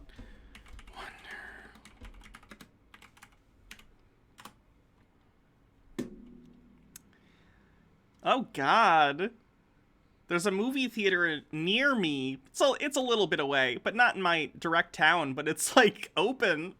Oh, no. Wonder Woman 1984 only has a 5.5 on IMDb. What's the... There we go. It only has a 60% on Rotten Tomatoes. It's not doing well. What are you talking about? With just amazing girl power ideals. Okay, the fact is that Hollywood is constantly making entertainment that is designed to not only oppose your principles, but then they're praising it to the skies, and they do something... Wait, is Ben Shapiro's principle that women shouldn't be empowered? Did he just implicitly imply that his principles are against women having agency? else too. They do something else too that's worthy of note. If you don't like their movies, then the problem is you. It is not Hollywood. You are now toxic fandom. So if you watched Star Wars The Last Jedi and you thought that Rose was a super boring character, because, let's face it, Rose is a super boring character, or if you thought Last Jedi is just not a very good film, it was because you were a toxic fan who could not handle the... Not necessarily, but a lot of the criticisms that were a part of that, some of it had a hand in, like, I don't like Rey, and I think she's a Mary Sue, and a bunch of stuff like that. There are problems with The Last Jedi. I like it. I think Last Jedi is, like, one of my favorite Star Wars movies, but I understand why people don't like it. However, I think it's pretty ignorant to say that, and I would imagine if you're honestly of the opinion that none of the criticism of The Last Jedi came out of, like, some Chud spaces, I don't think you've actually looked at some of the online criticism. Does that make it a great movie just because it was criticized by Chuds? No, if you don't like Last Jedi, that's perfectly fine. But a certain segment of the Star Wars audience didn't like it for some pretty silly reasons that I disagree with, and Jake and I have talked about it multiple times, but... wonders of Rian Johnson's completely failed reimagining of the Star Wars universe. I don't understand the hate for the comedy milk scene, too. Like, yeah, yep. It doesn't surprise me that Luke is like a weirdo living out in the middle of nowhere after the stuff happened in that movie. If you watch Captain Marvel and you were like, you know, this movie, it's not amazing, it's not like horrible, but it's not amazing, the media treated you as though you were a toxic fan. Not necessarily. Someone like Jeremy is, because he very specifically doesn't like Brie Larson because of her comments on, like, feminism. But if you just don't like Captain Marvel, that's fine. No one cares. If you looked at Ghostbusters, and it was female Ghostbusters, lady Ghostbusters, and you said, this movie just isn't very good, then the claim by the media was that you were a member of the toxic fandom. What? No, if you were saying initially, like, I don't think this is a thing that should happen at all, sure, but once you see the movie, it's a pretty bad movie, so that's why people don't like it. That's fine. Just didn't understand the depths of female woke Ghostbusters. Well, what are you to do? I mean, as a person who enjoys entertainment, what are you to do? We can yell at Netflix, we can yell at Apple TV, we can yell at ESPN, but most of us still subscribe to one of those services. Well, one thing that you've been doing is you've been tuning out. Many conservatives canceled their Netflix subscriptions over the Cuties controversy. Cuties, of Let's see how that went. Netflix subscription numbers.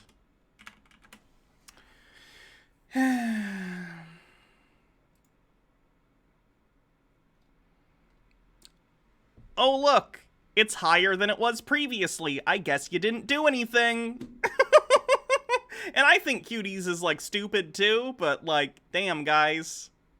How'd that work out for you? Of course, was a movie from France that seemed to glorify pedophilia. I mean, it had all of these kind of insanely graphic shots of young girls dancing in extraordinarily inappropriate ways. Hashtag cancel Netflix was in the top trending spot on Twitter on September 10th, the day after the release of the film. 2 days later, Netflix's cancellation rate in the United States jumped nearly 8 times higher than the average daily levels recorded in August of 2020, reaching a multi-year high. A lot of people still are subscribing to Netflix, but a lot of people dropped Netflix.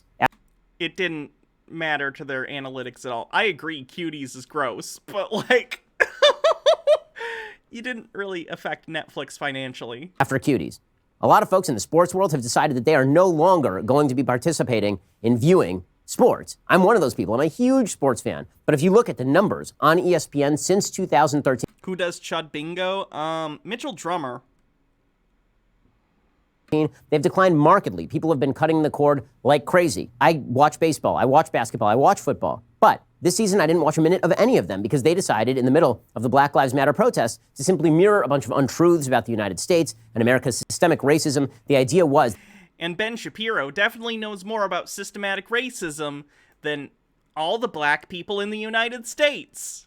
Good job. That if you didn't really want to see equality, throwing up an alley-oop for Black Lives Matter, that somehow you were a racist. They allowed all of these woke messages to take over the entire sport. Woke messages like, please don't shoot us.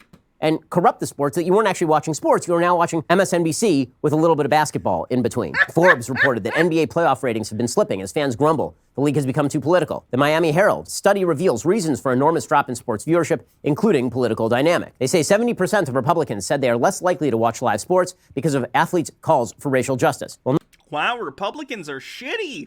Who knew? No, it's not because of athletes' calls for racial justice. It's because athletes have been kneeling for the national anthem, suggesting that America is systemically racist and that all inequalities are chalked up to inequities, that the police are bad and racist across the board. Well, the reality is that the right, we can tune out, but it's not enough to tune out. We have to offer alternatives. The amount of time that people spend engaging with entertainment content on average dwarfs the amount of time they spend engaging with overtly political content. There's a reason that millions of people believe lies about conservatives. There's a reason millions of people believe lies about America. There's a reason that people look at you, if you don't like these movies, as though you're a bad person. They've been trained to do so by a culture that despises conservatives. You can see it in nearly every film. I despise conservatives because conservatives are shitty. Because conservatives don't care about other people because they're selfish, narcissistic anger monsters who tend to be assholes. I don't hate conservatives because the media tells me to. I hate conservatives because you're assholes. You can see it in virtually all TV. It is a blanket statement about you. Hollywood is. They won't cater to you. Most obviously when they decided that Hillbilly Elegy was a terrible, terrible film because it took seriously the concerns of... Didn't that get good reviews? Hold on.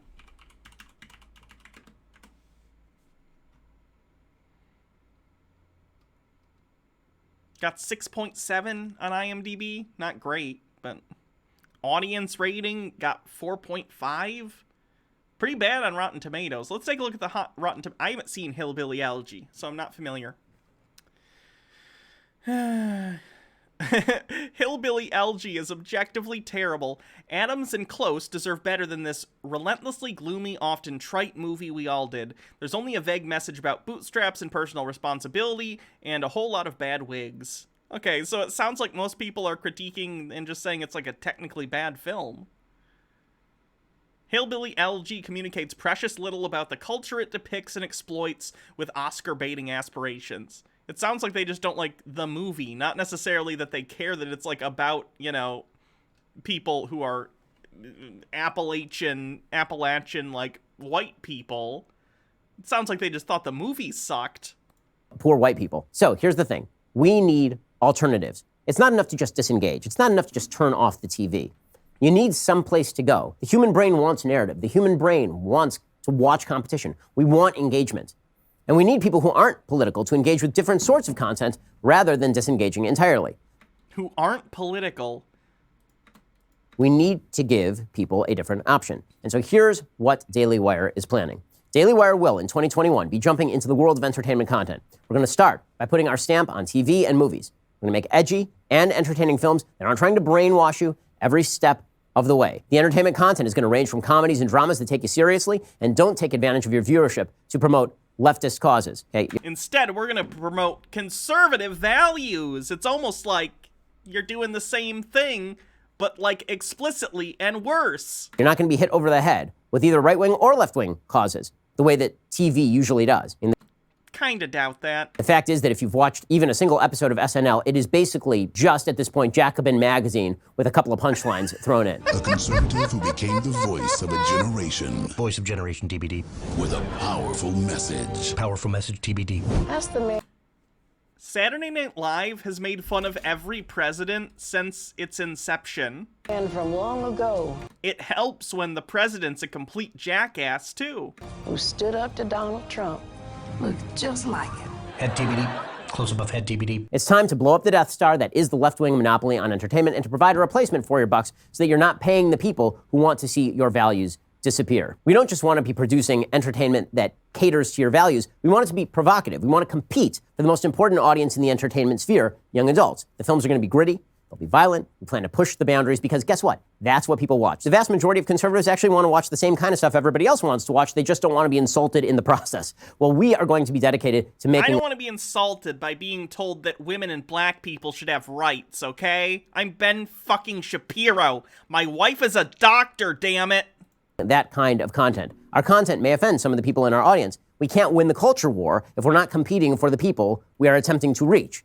It's not going to help to make a conservative more conservative. We need to make moderates more conservative. We need to take liberals and we need to allow them to see a conservative point of view through a medium that is going to attract them and isn't going to repel them. Well, this Sunday, you can watch me talk about this with Dallas Sonier. He's producer of Run, Hide, Fight. He creates content from this point of view, too. That's why we joined forces on Run, Hide, Fight. So I'm excited about 2021. I think you should be, too. Conservatives getting into the entertainment space, it's something conservatives have talked about for a very, very long time. We've expended hundreds of millions of dollars on white papers from think tanks. We've expended billions of dollars on elections. But until we engage in the culture, we're just going to keep losing. My mentor, Andrew Breitbart, he used to say the culture is upstream of politics. If we never engage in the culture war, how do we expect to win the political wars? We are getting involved. We want you to be involved, too. We need your help. This content is not exactly cheap to produce. Aren't Ben Shapiro's parents, like, in the film industry? We need your help to let the word out. Let people know that you enjoyed... That's how he grew up rich. They're, like, well off in the film industry or something, right? Run, Hide, Fight, and that you want to get engaged with the culture. We plan to compete in every arena because the left has spent the last 50 years taking over nearly every institution in American life. The only way that we're going to be victorious is if we push back all at once in every perceivable area, and entertainment is just the first step. So we hope you'll join us over at dailywire.com and join the fight for the culture. Okay, Run... Oh, well, I already Googled it, I guess. Let's, So, 12 rules. Let's read a summary of the movie to see what it's about, okay? High school student Zoe Hull struggles to come to grips with the death of her mother, Jennifer, caused by her relationship with her father, Todd, to become strained. On the way to school, Zoe witnesses classmate Chris Jellick planting a strange device in a field, but writes it off as a prank. At school, Zoe's best friend, Lewis, attempts to ask her to prom, but it backfires and Zoe leaves for the bathroom when a drink is spilled on her. Around town, several incendiary devices are set off, distracting first responders and clogging up the roads. A van crashed into the school cafeteria carrying 4 school shooters. The leader, Tristan Voy, orders his accomplices, Chris Jellick, Anna Jellick, and Kip Quaid.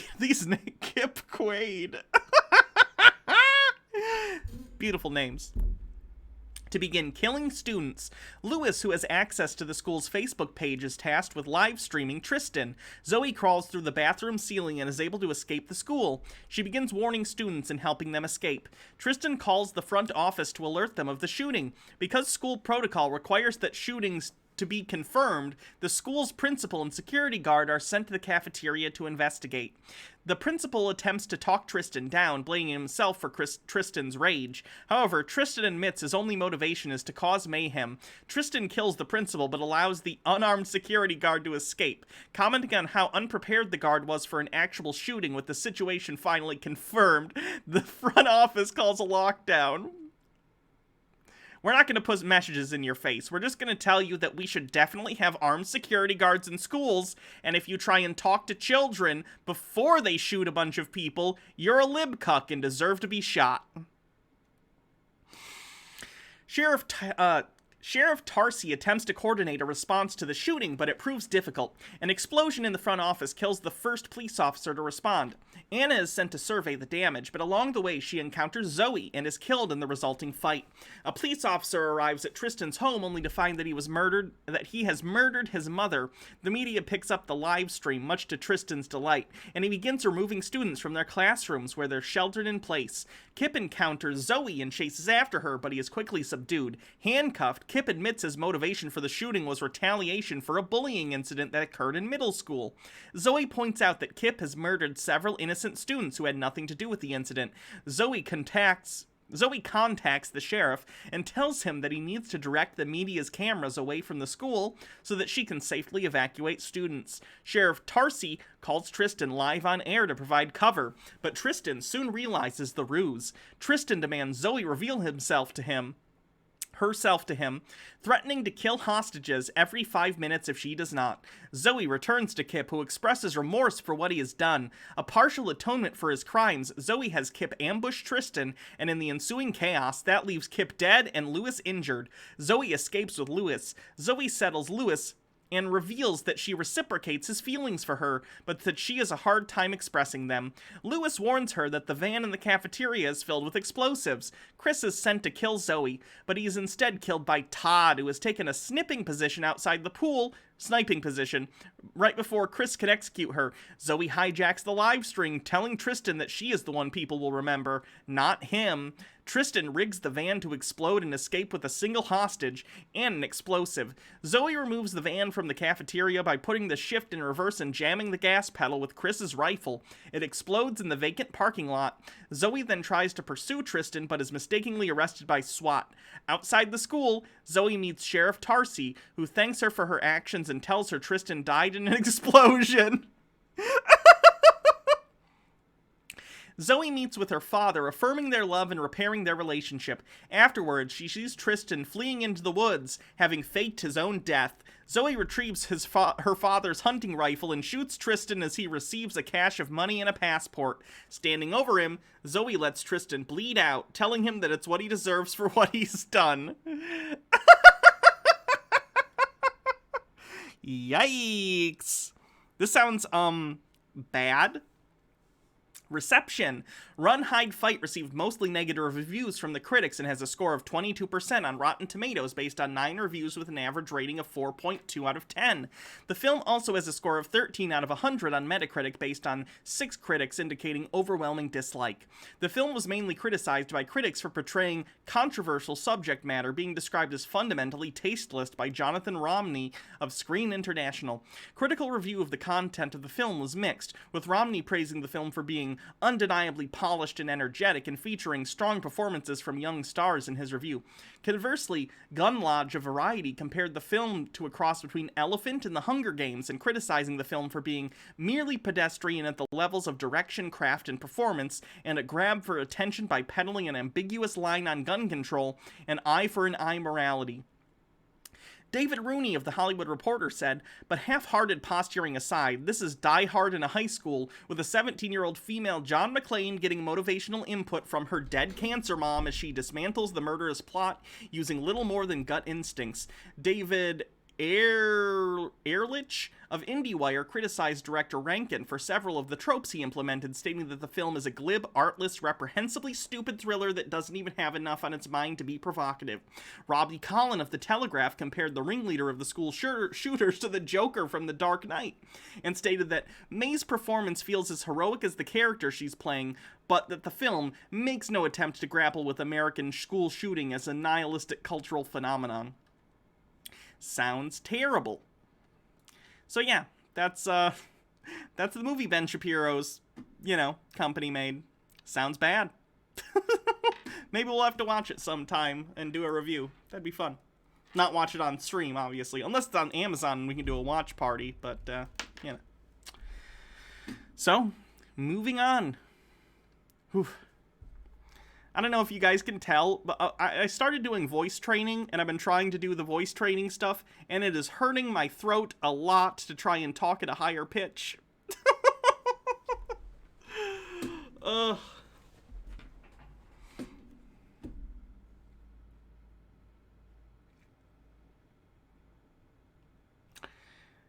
Bit messages, the creeping darkness, more Bezos bucks. Also, this is how the Trump supporters look now. Watch that.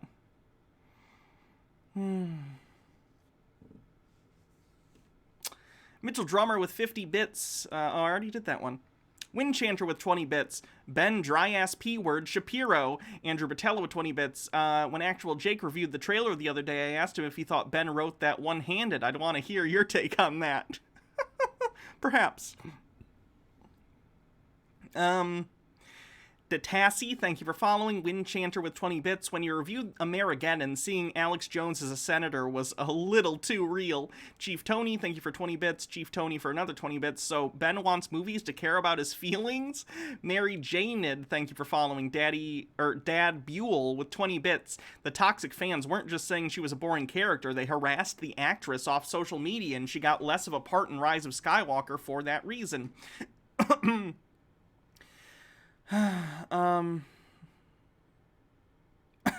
Sorry.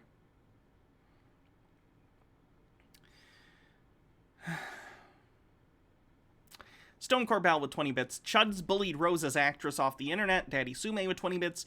Chosen ones are always Mary Sue's. Daddy Sume with 20 bits. And a Variety article. Cuties cancel Netflix account surge. Stone Corbell with 20 bits. He's just speaking in generalizations. Critics said this. The media said that. Who said that? What articles are they? This is so vague. It's useless. It's kind of how Trump talks. People are saying. Pixels Falling with 20 bits. Can you imagine what it's like to be one of his kids? No thank you. Ichi with 100 bits. Thank you. Daddy Sume with 20 bits. It's funny how Ben is a practicing Jew, yet fails to realize most Republicans and right-wingers hate his guts because he's Jewish. Yeah, like Liberty Hangout, they're anti-Semitic.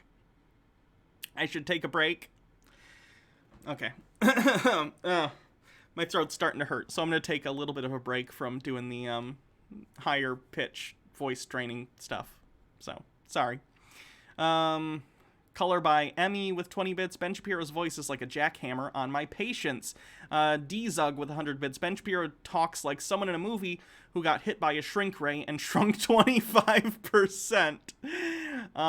Kilgore Trovert, thank you for following. Pyromancer56 with 40 bits. I look forward to the trashy Daily Wire video game. Chaotic Star Wheel with 20 bits. Do you have any plans to read Ben Shapiro's fiction book? That would be fun. Maybe. MMO Addicted with 20 bits. Does Ben think that if women's rights are abolished, he'll inherit his wife's doctorate? Okay, water, yeah.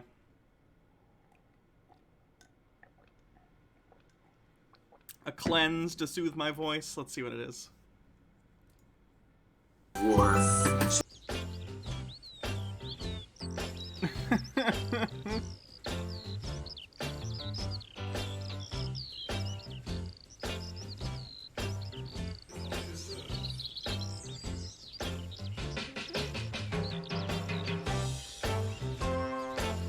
I don't want to go to the beginning. It's a 7-minute video. What's at the beginning? Grin. And I was like, oh my gosh, that dog is so happy. Look how happy that dog is. I mean, his face is just so animated. He looked like a cartoon character. And I was like, oh my gosh, I have to have that dog. And so I applied to adopt him. Honestly, he's like that all the time. He's just such an entertaining dog. It is just impossible to be unhappy around him. Thank you.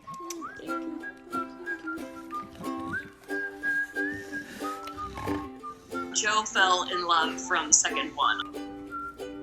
It was like that emoji with the heart eyes. He was so enamored with me from the first second that we had him. Sometimes I feel like the third wheel. I don't know who Joe would choose if it came down to it. You or me, I really don't. Oh. Carries me around on his back like a baby around the house. Okay. That's a cleanse. That'll do. I'm gonna switch to just the steampunk hat. Look at how bad my hat hair gets from like an hour of that shit. Ugh.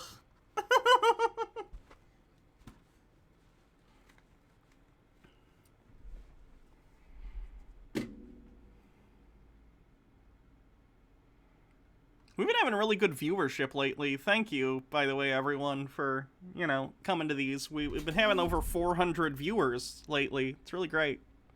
I appreciate you guys, like, coming to the streams. It's very nice to have people be interested enough in what I have to say and find it entertaining enough. For whatever reason you find it entertaining, I appreciate it.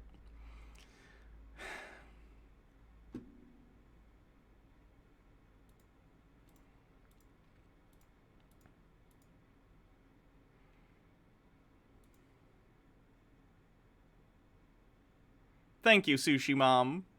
You're an amazing person, and I appreciate all your support. Have I seen the cats and dogs that communicate with their owners by pushing buttons? There's I have. nothing funny about the tools. I'm very on the fence as to how legitimate it is. You know what I mean? Watch your streams on YouTube, and it gets me through my shifts, so thank you, of course. I'm glad you find value in them. Starling CJ, thank you for subscribing with Prime. I appreciate the Bezos bucks. Okay, so, you guys remember Terrence Popp. He is the divorcee who has taken his divorce very badly. He used to be in the military, and now he makes MGTOW videos, red pill videos, about how he thinks all women are terrible. So let's take a look and see what ridiculous nonsense he has this time for us, shall we? This video is entitled, 10 Things Men Don't Do While Dating Anymore. Oh, here's the disclaimer. It says, a statement of disavowal made to save our asses. The following grunt speak is not for children, so if you came here looking for family entertainment, you're out of your mind. All materials, fall under fair use under the criticism and satire clauses. All links provided are for sourcing purposes only. Do not attempt to contact or harass the men or women discussed in this video. Yes, we just assumed their genders. Oh, ha ha ha, the one joke. Great. It is no secret that men have become the pariahs of the Western world. Can we get that again with a little louder? And Von Goebel knows it. Hold on. It is no secret that men have become the pariahs of the Western world, and Von Goebel knows it. Yes, men, pariahs of the Western world. They just make more money than women, have more social influence, get picked for promotions at a higher rate. Crazy. Do yourself a favor by embracing your inner bastard by buying this book. The Rules, Reclaiming Your Freedom, Manhood, and most importantly, your sanity. Because without your sanity, what are you gonna do? Ventilate your thinking meat? Jump off bridges and drink yourself to death? Nobody needs that. You're drunk in like every video you do. You are drinking yourself to death currently, Terrence. If you want to buy this book, links are in the description. I'm not a beggar, not gonna beg you. That's not what I do. End the commercial, go away.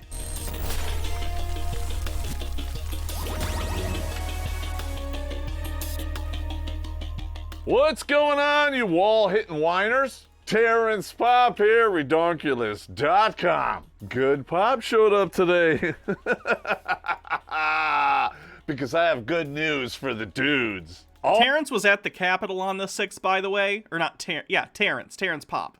Not to be confused with Terrence Williams. Very different Terrence. He was at the Capitol on the 6th. He said he was doing private security for someone who was going to the protests. So, I have no way of knowing where he was on the 6th during the insurrection attempt, but I do wonder. All of that stuff that you used to do, women called it chivalry. You don't have to do it anymore! Winning! 10 things men don't do anymore. Oh, Somebody hit that wall without airbags. Wait, now she wants to sell the car back in the showroom for full retail.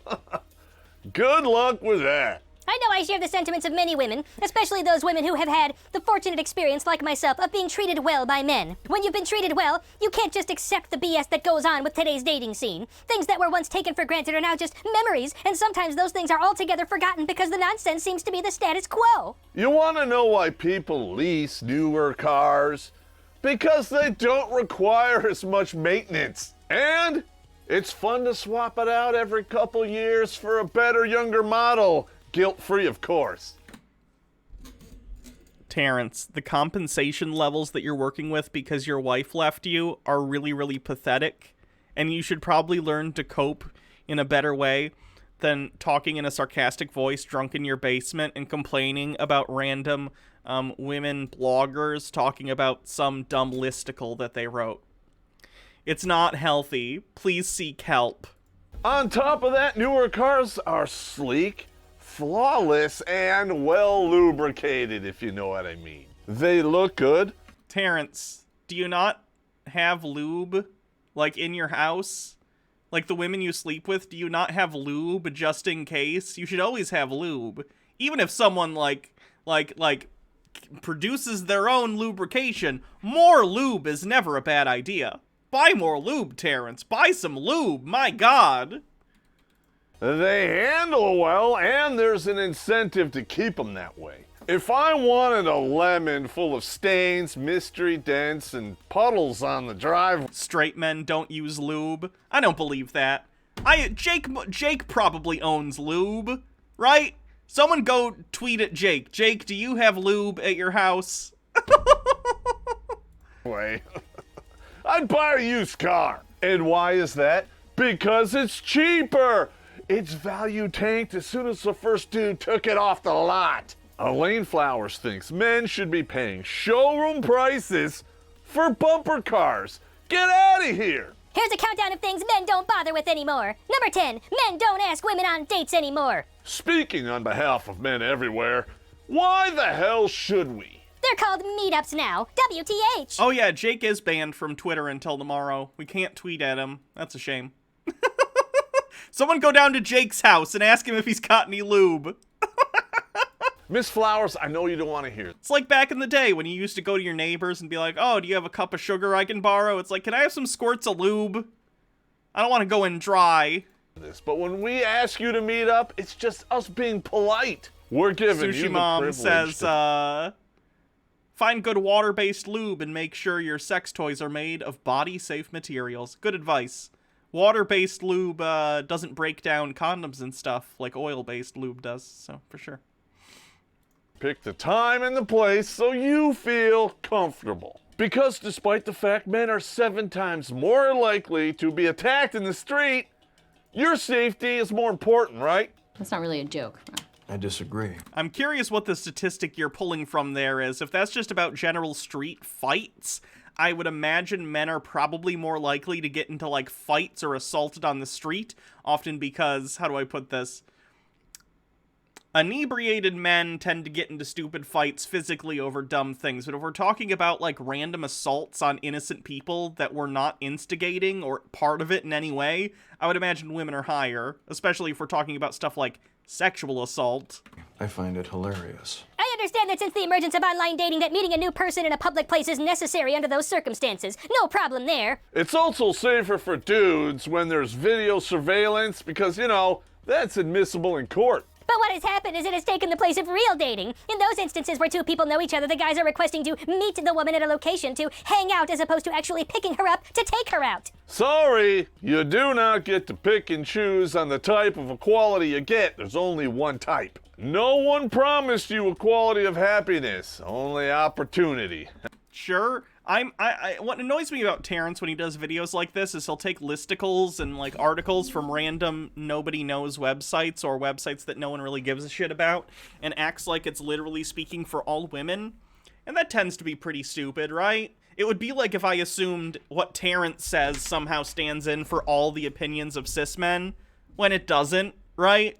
He just wants to bitch. He just wants to bitch for 13 minutes or however long any of these videos tend to be, and then get his audience to give him money because he's a mad divorcee who does nothing but get drunk and make shitty videos in his basement, and then he goes to Washington, D.C. to LARP with a bunch of MAGA losers. Like, it's so pathetic. He did a whole video a few weeks ago. This was, like, right before the 6th. That was like, oh, civil war is coming, and here's what's gonna happen. And he deleted that video on the 6th because he knew that was going to go badly for him. I really wish I would have ripped that video so I could have sent it, like, to the FBI or something, but I didn't get it in time, so here we are. Number 9, men don't ask women out in advance anymore. Because guess what happens whenever we try to do that? If I don't have plans, sure. In other words, no. It's Tuesday night and Sam rings Stephanie to catch up with her. After exchanging pleasantries for a moment, he gets to the point of his call. There's a new movie coming out this weekend. Would you like to check it out on Saturday? By Friday, Steven is checking in to confirm things, and then... Oh wait, that's 1984, not 2014. Now when a guy actually does ask a girl out, there's barely enough time for her to do the necessary date prep work. Is the person who wrote this article 57 years old? Jesus Christ. Makeup, extensions, fake nails, booster bra, Spanx, and what have you. Hopefully a Brazilian wax, and taking a selfie and sending it to your OnlyFans. But let me guess, you want a real man? Get out of here! Number 8, men don't take charge of dating plans anymore. In a world where Bumble exists, you really need to shut your mouth. Unless you want to peg D in it. But I'll tell you why. Because every dude alive has lived out this scenario. It's the holidays. You ask your woman point blank to her face, what do you want for Christmas? Oh, I don't know. Surprise me. Perhaps I stuttered here. What do you want for Christmas? Because I know if I get you a surprise, that's going back to the store on the 26th. And I feel like he's maybe projecting about his awful relationship or marriage that he had, and he thinks that's a universal experience. Like, you should be able to, and if he is talking about his wife especially, you should probably be able to figure out something your wife wants for Christmas, right? It's good to give people options. I would tend to agree, right? Like if Baha asked me, oh, what do you want for your birthday? I'll tell her, or Christmas, similar, she gave me options for Christmas. But like, if she didn't, I'd still be able to figure out something she likes because we're in a relationship and I know her as a person, right? Just seems strange. And also the idea of, like, planning a date. It's good to collaboratively come up with a date, but also, if you do decide to, like, plan a date, it's not that difficult, right? You take someone to a restaurant, or you go to if it's not COVID, I should say, or you go to a movie, or whatever. Maybe you make dinner for them at your place if that's something they're comfortable with, like... It's fine. It's fine. No one cares. I think it's better to collaboratively decide what you're doing because it's 2020. You know what I mean? It's just better, but I don't know. Again, I hate Terrence, but I also think the person writing this article is like a major boomer and just doesn't like that dating doesn't work the same way it used to. And that is why we don't take charge of dating plans anymore. It's your fault. Because you don't tell us what you like, and when we try to surprise you, it's not good enough. And Terrence, do you not know what the people you date like? What are you talking about when you guys, like, hang out if you don't know what people like when you, like, spend a decent amount of time with them? We won't even find out about it until one of your frenemies gets drunk and tells us about it at the next year Christmas party. Xanax Tacey says, can you get my girlfriend to marry me, please? Xanax Tacey, if your girlfriend's there, marry Xanax. Well, what are you waiting for? Get married. Because passive aggression is the only type, right? Space Ghost. There are a few things more frustrating than when you finally decide to go out with a guy for dinner and he leaves all the decisions of where to eat up to you. Oh yeah. What a beta. He won't even pick a place to eat. I feel like I'm his mother. But on the flip side... OMG, he's such a pig. He didn't even ask me where I wanted to eat. Besides, women love it when a man takes charge, but at the same time is open to her opinion. You know, for a best-selling writer, you have a hard time keeping your story straight. Last time I checked, asking where you want to eat is being open to your opinion. In dating, there is no such thing as the strong silent type. You either get one or the other. Either you get a dude who asks you what you want to eat, or you get a dude who tells you exactly what's going in your mouth. Number 7. There's no in-between. Let's take the double entendre aside. And there's no in-between. There's absolutely no in-between between unilaterally making decisions and whatever the other thing is. Jesus Christ. Then don't show up at your door with a gift or a token anymore. So let me get this straight. Yeah. This lady is definitely like 60 years old. Not only do I have to shell out $200 to $300 for the whole evening, I have to show up with cash. You're spending $300 on a first date, Terrence? Jesus Christ. Prizes to begin with? Way back when a guy would arrive to pick up his date holding something as simple as a single flower, teddy bear, or a book that she said she wanted to read. Wow, I don't know if anyone does that anymore. No, we don't. If we do show up with something, it's either booze or a condom or perhaps both. And why? Because of 2 words. Benevolent sexism. Yes, wage gap enthusiasts want you to believe that is a thing. We can't even do nice things without being called the enablers of toxic gender norms. Number 6, men don't work at impressing anymore. Stop trying to make that happen. It's not gonna happen. Something happened with the media advancement of today's age and the need to impress women. Can I lock the person who wrote this article and Terrence Popp in a room together for like a week? They deserve each other. Men now seem to be under the assumption that women are supposed to impress them. And that's because you are. I'm sure there are many places to point the finger, but women have been tricked into thinking that they are supposed to be working at the pleasure of men in the virtual world and in real life. Hey, did you hear that, Blake? Yeah, I did. Somebody does not like their view from the other side of the wall.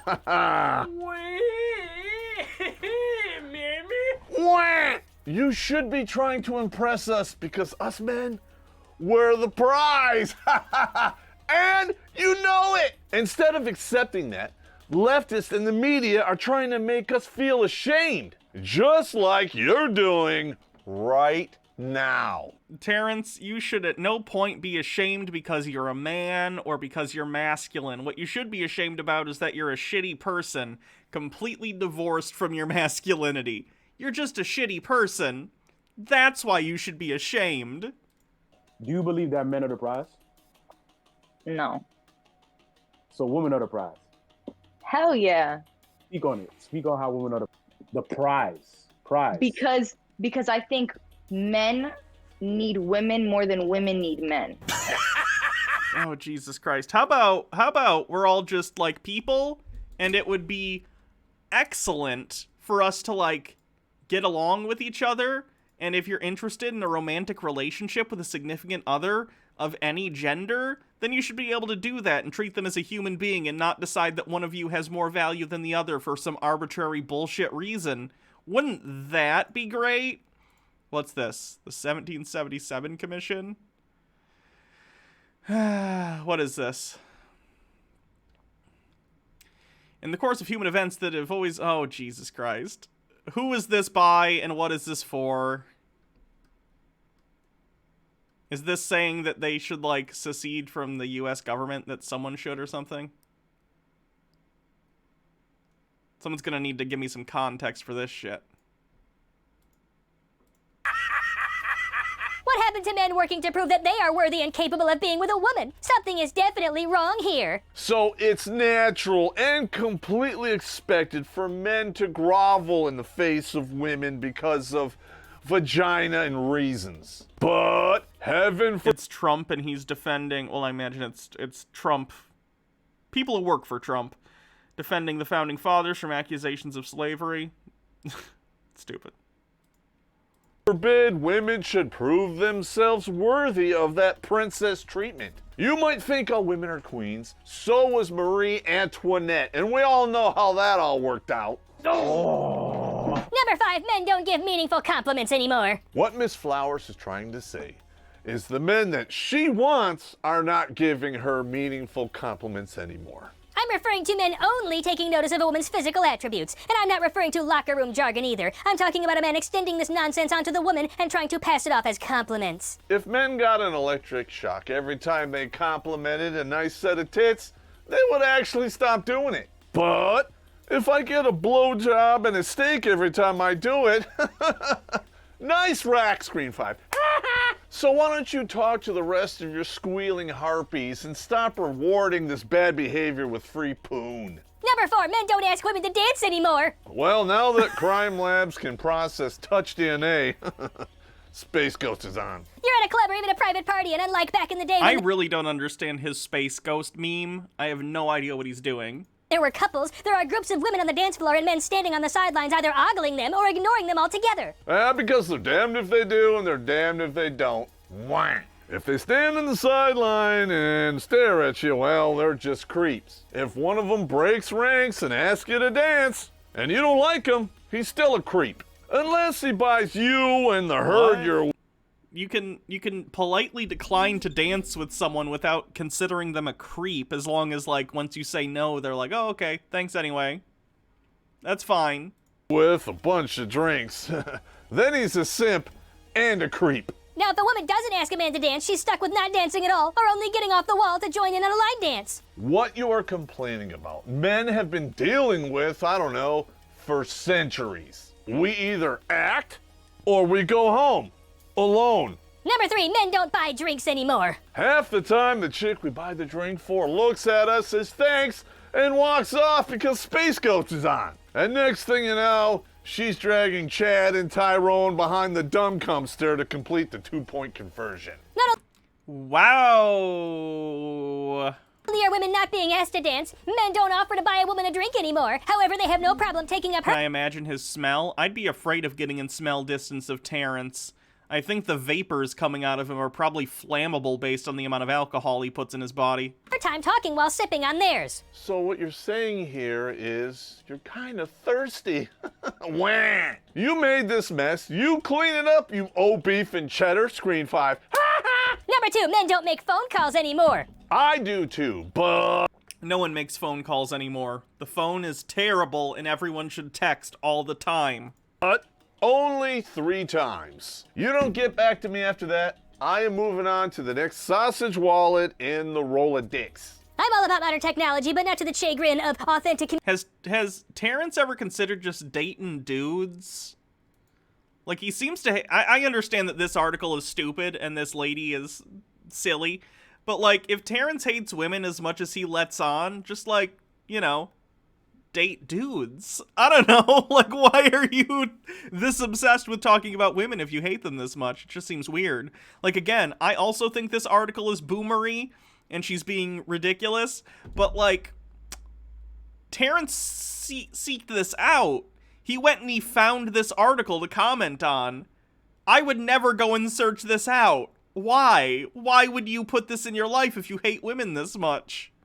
Communication. Texting is not a way to get to know someone. Texting is for, I'm on my way, I'm running late, not for, what kind of work do you do, and tell me about yourself. Everyone being short on time and wanting to do things quickly has reduced us to this format of interaction, and it just doesn't work. You think women are any better at this? I can't even get my daughters to answer their damn phones. They let it go to... Yeah, your daughters probably hate you because you're a huge piece of shit. Voicemail. And then they text me back 2 hours later with, well, what you want? I wanted to talk. Now I want to drink, maybe watch some Ormpay and send you a picture of my dump. Number 1, oh, gee, I wonder why his kids don't want to talk to him. He's such a lovely person. Don't accept rejection anymore. Coming from the sex that files 80% of all of the divorces and initiates a majority of breakups, that is rich right there. I don't know if men just don't know how to take it, or they become more sensitive than they used to be, but they seem to be terrified of rejection. Bullshit! Because it happens all of the time and we've grown used to it. It doesn't seem like you did, because Terrence, your reaction after your wife left you has been to do this, and then also be part of the MAGA shit. You're on, like, QAnon forums. I don't know if you ended up deleting some of that stuff at the same time you deleted your, like, new Civil War video, because it would implicate you in sort of the lead up to the January 6th stuff.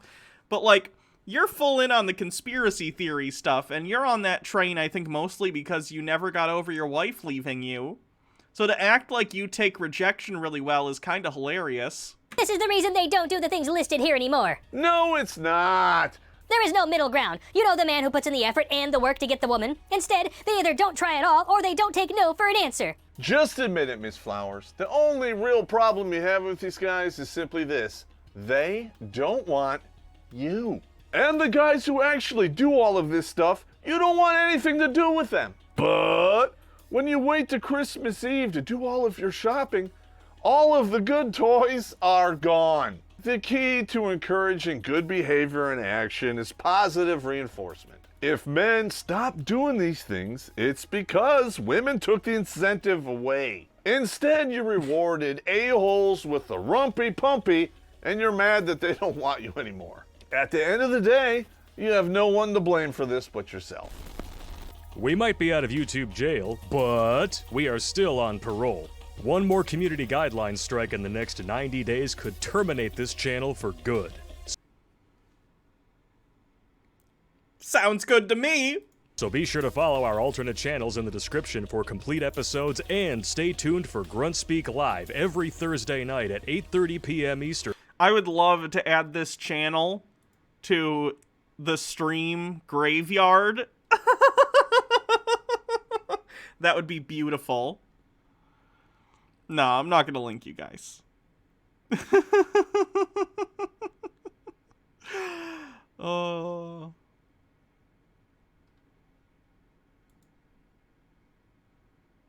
The Cowboy channel is gone. Yeah, Cowboy Joe got deleted. Yeah, so that's Terrence. Still, anything but inspect this temple you know, capitalism. Doing what he's doing. Hey! Bad Bunny, thank you for raiding. Welcome, raiders. We're doing Chud Watch. Chud Watch is where I look at a bunch of right-wing bullshit, and we talk about it. It's a good time. Everyone, can you, if you haven't already, go check out Bad Bunny's Twitch channel here on Twitch. If one of the mods would link to Bad Bunny. Yes, thank you, Baha. Yeah, Baha just posted a link. Hope your stream went well. Oh, hello, kitty. Would you like to come say hello to the raiders? Come on. Cowboy Joe is gone. It's very sad. Come on. Let's see what we're going to do next. We could do Jeremy talking about Brie Larson. No. That might be fun. We could talk about politics and video games. Oh, this is the kitty, by the way, raiders. This is Lupine, our kitty. She is the stream kitty, and she loves you all greatly. You miss Terrence, Popp? Yeah, which is probably lucky for you. He's kind of insufferable. There is Kitty down here. Anyway, let's go ahead and... what are we gonna do? Probably Jeremy. We'll do Jeremy's bullshit. Ugh. Okay, so Jeremy, the quartering, is, I guess, one of Brie Larson's biggest stalkers, and I guess I'm one of Jeremy's. So, Jeremy has a new video on Brie Larson. You know what that means. I have to obsessively critique him and his basement pee. So let's take a look at the Quartering's newest video. Brie Larson broke my heart forever. Captain Marvel 2 news. Brie, say it isn't so. My dream of us being together has now been shattered because who somebody enjoys spending their special time with is a big deal on Twitter. It's super important that everybody knows who everybody else is sleeping with. That's like, how do you think Jeremy's wife, I think Jeremy's been married for like 12 years or something. How do you think his wife feels about the fact that he obsessively posts about Brie Larson every week? Do you think she bought him a body pillow? Does he need to cuddle the body pillow for like at least, 10 minutes before they get intimate? Otherwise, stuff isn't working the way it should. I don't know. Just wondering. Like the number one most important thing to people on Twitter.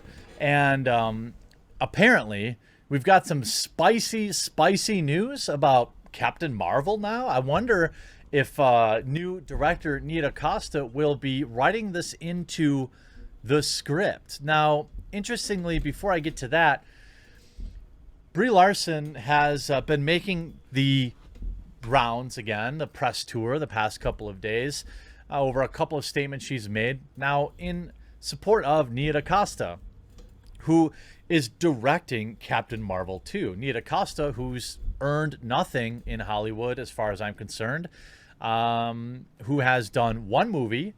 Again, this is not unconventional for Marvel's current business plan.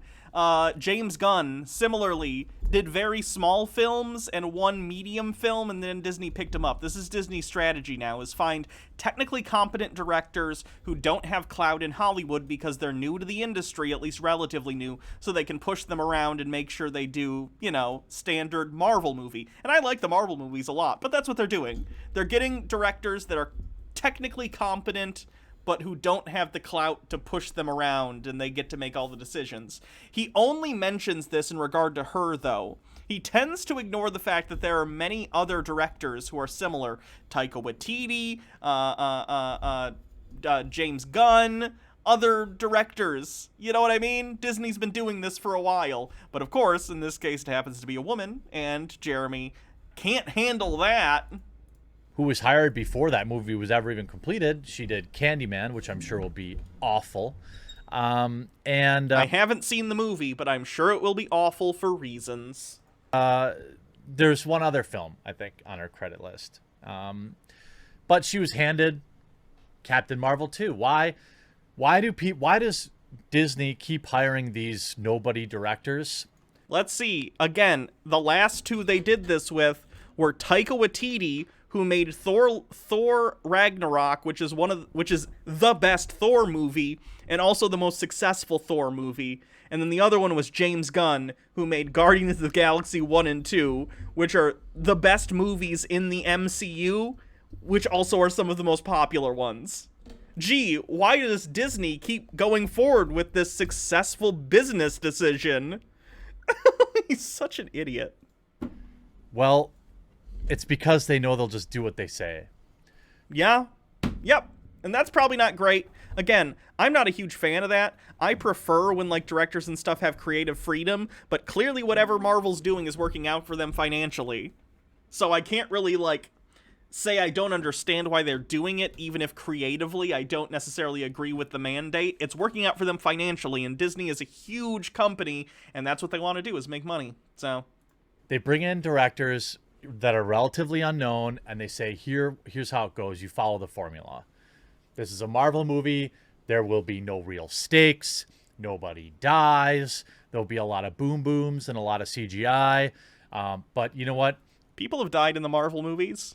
They might come back at some point, but that's the same for the comics, too. Comic book characters die and come back all the time. There used to be a saying in comic books, for a really long time, and it was nobody stays dead except for Uncle Ben and Bucky. And then Bucky came back from the dead and became the Winter Soldier. So, comic books bring people back from the dead all the time. You get to put this on your resume. If you want high stakes, world-changing stuff that's going to change the status quo permanently, don't get into comic books, okay? They'll do status quo changing events, and then those will get reset within the next 5 years back to the status quo, right? But you don't get to actually do anything. Regardless of the director change here, I don't think you're going to see much of a change in the Captain Marvel film, the formula that Marvel has. Now, with DC... Probably not. It's been... Kitty, you gotta not get in front of the microphone, because then it blocks me. Yeah, they've been very successful so far. I don't know how the movies going forward are going to fare, because not only are we dealing with COVID restrictions and COVID fears, and even after... things go back to normal-ish because of vaccines getting spread out to the populace. I would imagine people, even myself, even after I get the vaccine, I'm probably not going out to theaters anytime soon. And I love the Marvel movies. I think the only Marvel movie I missed in theaters over the past 10 years has been Ant-Man and the Wasp, just because I wasn't super into it. I've seen it since then, but I didn't go to the theater for it. Either way, it's after Endgame now, and I don't know how many people give a shit. But, like, they've been successful. They're the most profitable franchise in the history of film, so... See? We did see a big change. We saw Patty Jenkins also didn't, had success with Wonder Woman. But she was also a part of a team there. Then when she took more creative roles, more roles in the creative scheme, Wonder Woman 84 happened, and it's quite bad. Now, Brie Larson will be working with a new director for Captain Marvel 2 in Nia DaCosta. I thought that's interesting. I wonder if we'll ever really know why they left. I mean, everyone said Captain Marvel was just a massive success. Why fire the director? It was a financial success. Creatively, it was a pretty safe milquetoast Marvel movie. I enjoy Captain Marvel for what it is, but it's not the one that I go to if I'm like, I want to watch a Marvel movie.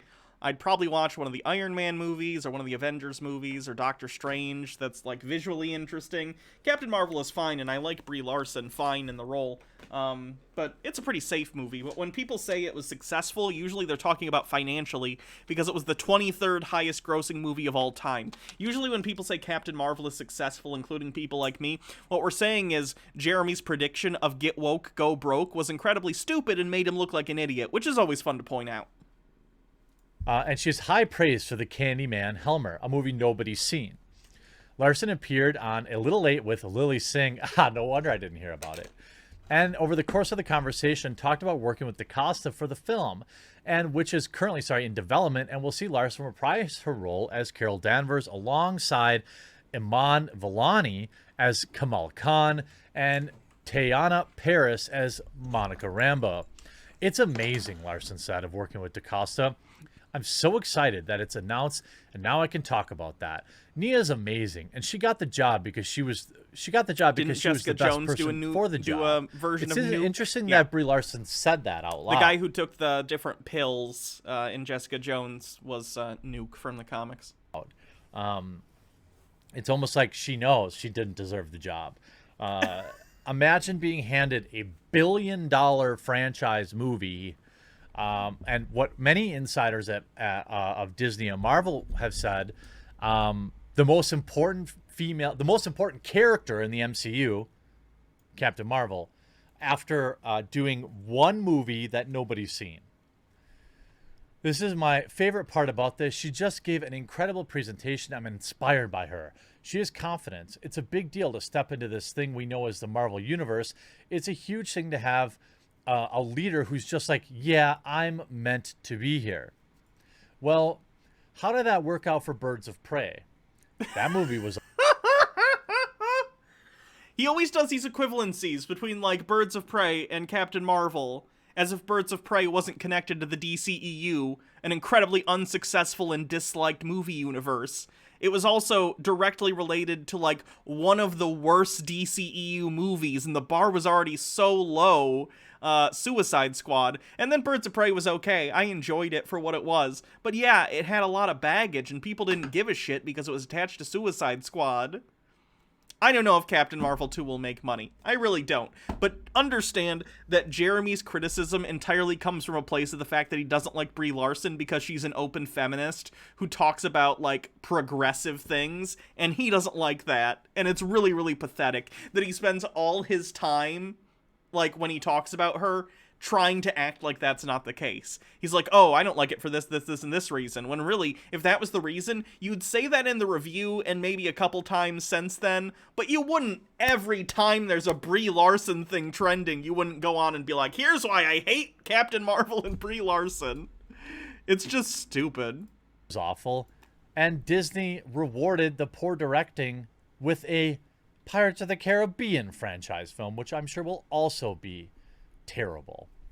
Now, it makes you wonder, can you... The Pirates of the Caribbean movies haven't been good since the second one, so that's not the boldest prediction ever made.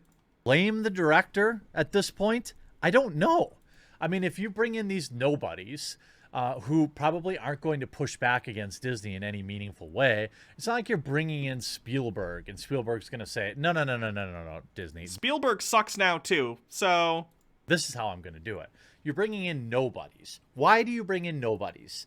Especially nobodies that can check various boxes, in my opinion. Now, I, like many people, will be eagerly anticipating the release of Captain Marvel 2, and I hope Nia DaCosta proves me wrong. I sincerely do. I hope it's an excellent movie that is enjoyed by many.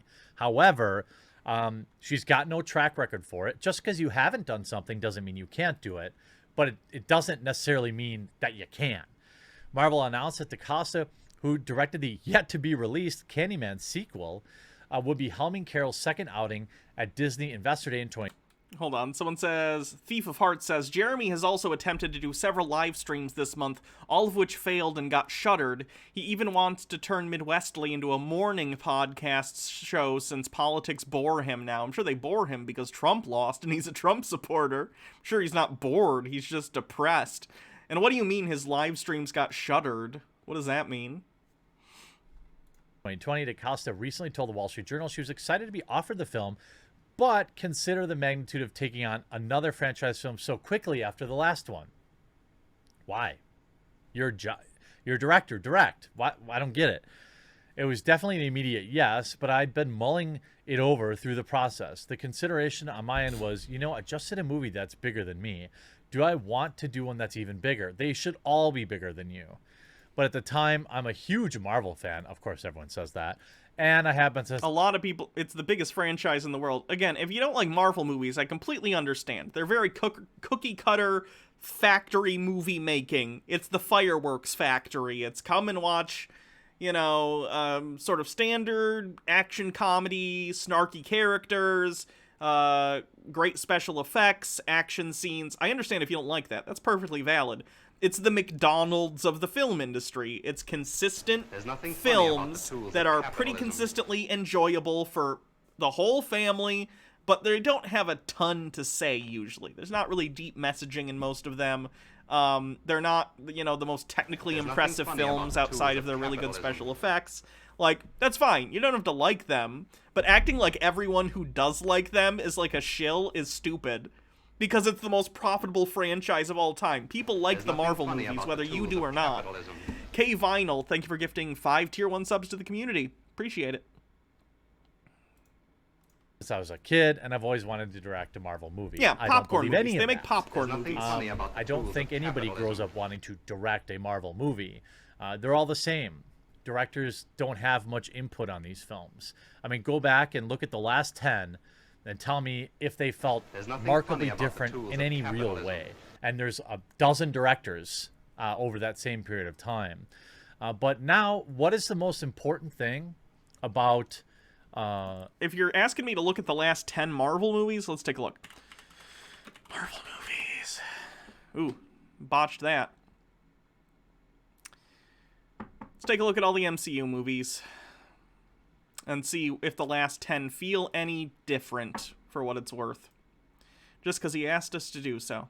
Wikipedia will probably be the easier one to take a look at, because it's all in order. 1, 2, 3, 4, 5, 6, 7, 8, 9, 10. Okay. Doctor Strange had a very Marvel-y origin story feel. It did have some really cool special effects, and I like the visual design that took, oh god, why can't I remember his name? Famous comic book artist who did amazing things that they emulated in Doctor Strange. He did the New Gods. Why can't I remember his name? Whatever. that dude, Jack Kirby, thank you, took Jack Kirby's comic book visuals and stunningly brought them to life on the screen. So that's cool. But yes, the overall structure is very, very baseline Marvel origin story movie. You have someone who wouldn't typically be a hero, kind of an a-hole, has a life-changing event. This is the call to action. They go and they find a source of power. They're confronted with some sort of villain that wants to do something that's maybe reflective in some ways of the hero's own flaws in some way. The hero has to rise to the occasion and take on the villain. They do so in the third act. You know, it's standard Marvel stuff. Guardians of the Galaxy Volume 2, fun space adventure movie. I would argue that's quite a bit different than a lot of the other Marvel movies, but I think the Guardians of the Galaxy series tends to be different because it takes place in space. And plus, I just think, why can't I remember his name?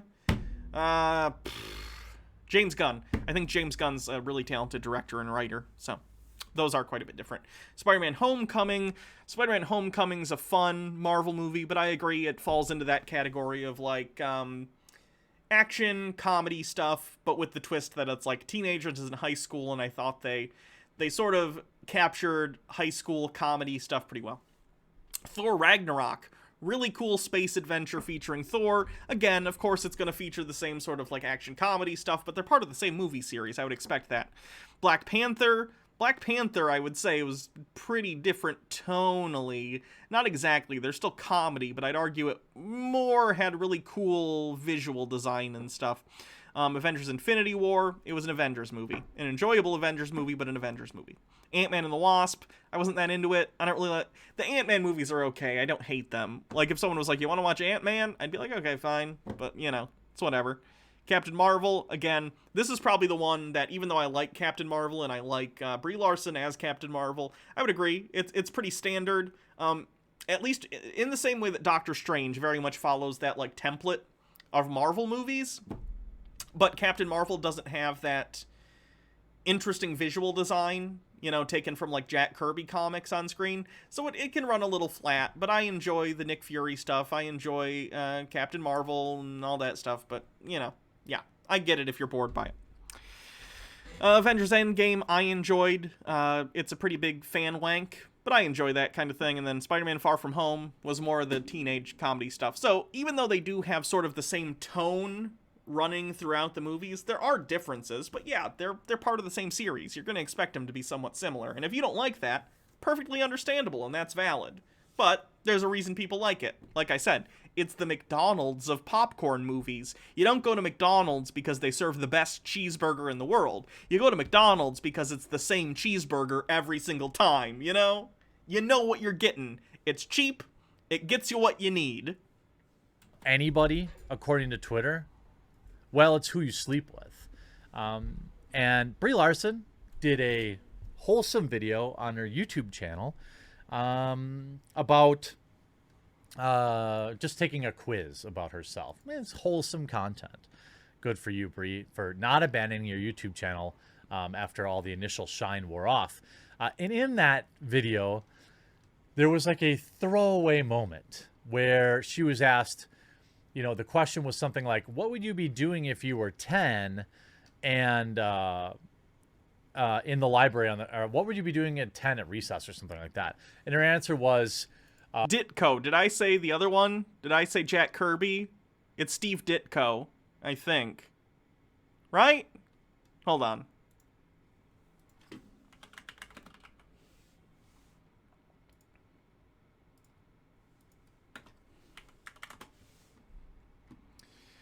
I know he did the cool Spider-Man. This is my favorite Spider-Man design, by the way. I really, really like his Spider-Man. But yeah, he did Doctor Strange, too. Let me see if we can see some Doctor Strange stuff. Doctor Strange. Yeah, like this stuff. This is, like, sort of the kind of stuff that Doctor Strange dealt with in the alternate universe stuff. In that scene where he, you know, gets sent to all the different planes of existence and sort of the mirror dimension stuff, the dark dimension. It's very cool. And I hope more of this comes in Doctor Strange too, because this is the stuff that I think is really cool about Doctor Strange, is the alternate dimensions, magical, crazy stuff. Anyway, By the way, if you were here from the raid, we don't normally talk about comic books this much if you're not into it. It's just when we talk about Jeremy, it comes up a lot because he has opinions on comic book movies, but he doesn't appear to actually know anything about them. In the library on the computer, Googling how to figure out how to know if I was gay, to which everyone immediately took as her coming out. And of course, that is the most important characteristic to Twitter. Captain Marvel star Brie Larson.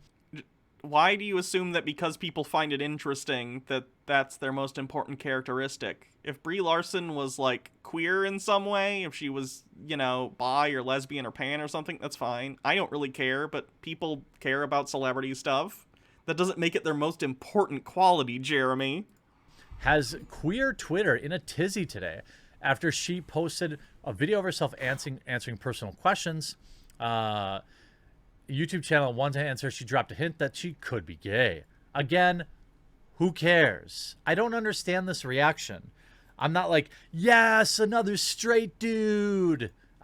Yeah, it's because you already have tons and tons and tons of representation. 99% of characters from film and TV and history, main characters and actors, have been straight white dudes. It's so weird to me. In a video, Larson filmed herself passing the time with internet quizzes to her 450,000 plus YouTube followers were quick to notice that one of her answers seemed to drop a pretty huge hint about how she identifies.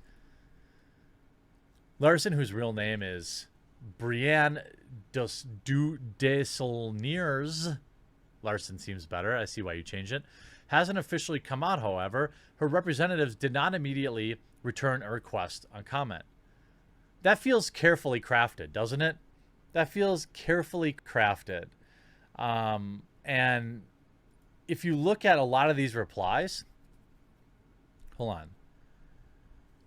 Who's all these replies? Yeah, immediately internet watched this clip and many people pointed out this specific. In the clip, Brie was asked, "You're 10. How do you spend an hour of recess?" She answered, "Searching WikiHow on the library computer to how to know if you're gay." Now, I must point out that Brie Larson picked the option she was most likely to do, which means that it may not be her coming out, just her choosing the option that best suited herself. Yeah, that would probably be it. It was probably just like a joke. Kids Google weird stuff, and maybe her sexuality is none of my business if she doesn't want to talk about it. I don't really care that much. Jeremy is the one who was making a video about this. And it's so weird when Jeremy's like, why do all these people care about Brie Larson? When Jeremy is like the #1 person who covers Brie Larson. It is so weird. Again, this was her answering a pre-written question. Making yourself lose at your favorite game so someone will play with you, going absolutely feral over new developments in your playground role-playing universe, braiding your best friend's hair, or leading a team in ancient ritual in the woods. So she just picked one of a multiple choice. And of course, Twitter loses their mind. Now, if Brie is... You're also losing your mind, but in the opposite direction. Do you see the irony, Jeremy? Gay. Congratulations. Who cares? It's who you are. I mean, I support people being who they are. It's such a weird thing to just, like, be proud of. You just are that, and that's awesome. Good for you. But Twitter is just so weird. I'm dropping hints that I'm gay. Is she? She's just picking one of 10 answers. Twitter is like the lowest IQ weirdos on the planet. Hold on. Does Jeremy have his Twitter account back? Twitter, the quartering.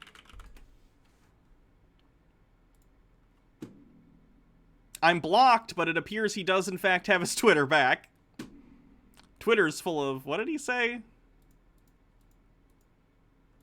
You know, Twitter is like the she's just picking one of 10 answers. Twitter is like the lowest IQ weirdos on the planet. Womp womp. you know, her orientation has zero to... I don't even think it's deactivated anymore. I'm just blocked. It just said I was blocked. Hold on. I can go to an incognito tab. Actually, someone else go check out Jeremy's Twitter. Is it back? I'm blocked, so I can't see. But it looked like it was up. Do with her ability to act or I'm to just play blocked. roles. And that goes it's both back. directions. Thought so. I don't care who my superheroes sleep with IRL. And in fact, I don't really care about who they do... Who they sleep with in the actual superhero movies. Did you miss Brie the Larson Ask said, Me "I Anything respect the video? straight I did a community, Q&A but a it while ain't back, me." yeah. That's really not what she said. So they're just like claiming this. We find out Brie Larson is gay every single month, and it never gets... Oh, sure. I just meant have it back as in, like, did he reactivate it? I should have spoken more clearly. I apologize. It's old. What? What? Once again, I must reiterate, this isn't confirmation about Brie Larson. That being said, excuse me while I go dissect every Brie Larson interview on the internet. Okay, bye. Who cares? The internet is weird. Good. Be gay. I'm whatever. It's not news. Stop acting like it's something to be worshipped. It's weird. That's why people think that folks that react like this are in a cult, because this is how they react. I hope wanting people that you like to be part of the communities that you are also in. It's a cult. Hope you enjoyed this video. We'll talk to you again. Also, Jeremy is a Trump supporter. So, you know, glass houses. And real soon.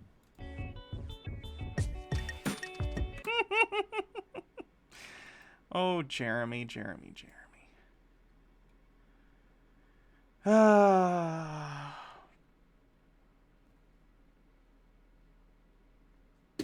Okay, that's Jeremy for the day. I don't have a lot to say about it. It's just that's our latest update on his obsession with Brie Larson, and our update on my obsession with his obsession with Brie Larson. If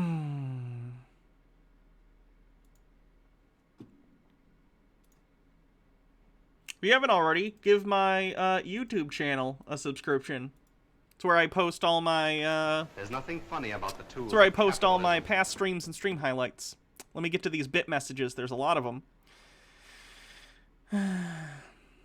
Dude spanking dudes with 20 bits. To the beginning. Starling CJ, thank you for subscribing. Logarth with 20 bits. This is a bar area that has never been used for anything other than his video, which is sad because it looks like a finished bar area. Yeah, it's in regard to the Terrence Popp video. Two Cats in a Drive-By. Thank you for following. MMO Addicted with 20 bits. Big Lube sponsorship when. Mr. the Rat with 25 bits. As a formerly straight man, it wasn't apparent to me to use lube until I was told a couple of years into college. You gotta get some lube, guys. Get some lube. You can never have enough lube. Amateur Hardest says, Jake has butter for corn. Does that count as lube? I think that's probably a bad idea. Avro Canada 21, thank you for following. Ghetto Kanye with 20 bits. He said booster bra. What the F? I think he meant Wonder Bra or Bombshell Bra. This man doesn't even know the names of bras. Ty, thank you for the 20 bits. Have you seen this Chud's website? It's something. Terrence's? Yeah, it's bad. Ashiboo74 with 20 bits. He clearly really likes pictures of butts, but he also thinks that women who own those butts are bad for posting them. Yeah, he's a hypocrite. Mr. the Rat with 25 bits. Somebody called this man a taxi. Ooh, hype train. Nice. Daddy Sume with 20 bits. That's the 1776 thing you sent me, which maybe we'll look at a different Chud watch. Arakaria 24 with 20 bits. The way he speaks has to be fake, right? If dude does he think it makes him sound witty or something, it makes Terrence sound absolutely insufferable. Yeah, I don't know why he talks like that. Daddy Sume with 20 bits. Oh, it was just a link to what the 1776 thing is. Sky28666, thank you for following. D-Zug with 100 bits. Terrence's smell. Cheap bourbon, Slim Jims, and his father's disappointment. Again, thank you, Bad Bunny, for rating earlier. I appreciated that. Go check out Bad Bunny's channel. Visitor Q, thank you for following. Missed Together, thank you for following. Kevlar Wagon, thank you for following. Kane23, thank you for following. Cyber Quaker, thank you for following. Lame Alias, thank you for following. Mick Pauls, thank you for following. Keesis, thank you for following. Lol Funny, thank you for following. Ghost of Precinct 3, thank you for following. The Dylan, thank you for following. Bolden6, thank you for following. Hydrogen 5, thank you for following. Enlid with 20 bits. I find it funny how Jeremy talks this way about a big company like Marvel under Disney, but then only focuses on those movies. Like, I get he just wants to talk about geek-related stuff, but if you want to support more independent filmmakers, maybe talk about smaller movies, maybe the ones that are being talked about now for award season. I don't think Jeremy watches movies that are like real movies. Who knows though? Amateur Hardest with 20 bits. Shouldn't the saying be everyone in comics comes back to life except Uncle Ben and Batman's parents? Earth 2. Earth 2. DNA LSI, thank you for following. Color by Emmy with 20 bits. Wasn't most of Miss Marvel's financial success because of the controversy that Chuds like Jeremy created? It's also a good comic. I'm in the middle of it. I paused for a while and started reading some Back to the Future comics, but I like Miss Marvel. I think it's just like an interesting comic. It's got that Spider-Man-like feel where it's, you know, a teenager fighting crime, but also, you know, doing family stuff and friends and stuff. I like that. Beer Bash Jawson, thank you for following. Melted Snowcaps, thank you for following. K Vinyl, thank you for gifting subs to the community. We're almost done with the bit messages, I swear. Loki has a lot of potential. Yeah. For multi-dimension stuff, sure. There's nothing funny Amateur about Hardest the with 20 bits. Is Jeremy just sexually frustrated so he has to obsess over a celebrity so his pee-pee can get hard? Sounds about right. Daddy Sume with 20 bits. If you open Twitter on a different browser, you can still see someone who blocked you, just don't log in. He brought his Twitter back already. He brought it back within a day. He always does that. Such a cry for attention. Word Boo with 100 bits. Did I miss the Ask Me Anything? Like I said, I did that a few weeks ago, but you can still ask me questions with like bit messages and stuff, or even without it. Sometimes I'll get to them. Stone Corbell with 20 bits. Does Jeremy not know about celebrity gossip? It's a huge thing, long before Twitter and even the internet existed. Yeah, I guess he doesn't know about People magazine. Dad Buell with 20 bits. It's not like I care about Brie Larson being gay, Baka. There's nothing funny about the tools of Missed it capitalism. together. Thank you for subscribing. Tammy Marie, thank you for following. Murderface9797 with 500 bits. I have actually played Jeremy in MT Gone Time. He is awful in person, as you can imagine. I bet. Midnight, thank you for the 200 bits. Huckster Do, thank you for following. Cat Easy W, thank you for following. Fairly CC, thank you for gifting a sub. And Marv Lafayette, thank you for resubscribing with a 4-month streak. And we are up to date. We're in the middle of a hype train, though, so I'm going to hold off on doing the next thing for a little bit. Let's see what we can watch in the meantime, shall we? What do I have in the cleanse folder? Let's do an ordinary sausage cleanse while we're in the middle of this. Did you guys see the banana sausage? I'll admit, I'm actually a fan of this one. YouTube comment suggestions. Plantains probably would have been a better option for this, or as I like to call them, sad bananas. All right, just like how they taught us in... This is actually working better than I ever could have anticipated. It's only slightly mush. Ring, ring, ring, ring, ring, ring, ring. Banana. Let's sausage. As soon as I said something about not bursting sausages in a while, we cannot stop bursting sausages on this show. You will burst the sausage because you're always messing around. But Papa, I want to be an architect. I want to design schools and libraries. You get out of my house and I never come back. Let's taste this thing already. Tasted like hot banana. 1 out of 5. Bop, bop, bop, bop, bop. Let's see if we can do a different one. We are currently 46% of the level 2 hype train with 46% left. Andrew Patella with 20 bits. I think I'm too buzzed for fixing the Firefox bug I set up to fix tonight. My Dory Ogen, thank you for the 20 bits. Making a sweet potato for dinner. I hope it's good. What's a good one?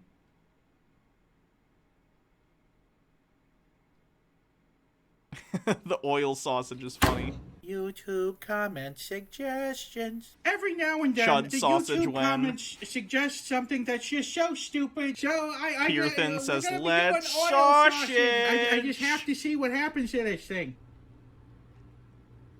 So far, so good. I don't see any leaks. It's just so dumb. The idea is just so dumb. It's oil in the sausage casing. I mean, really, what did we accomplish here today? I don't get... The dumb ones never burst. That's still the temperature of scalding. Don't let its calm sausage nature fool you. That thing is hot as hell. The skin actually managed to crisp up, too. All right, let me just bite into this a boiling lava-hot oil. It was like drinking like the grease from a grease trap. 0 out of 5. Yeah, what are his most popular?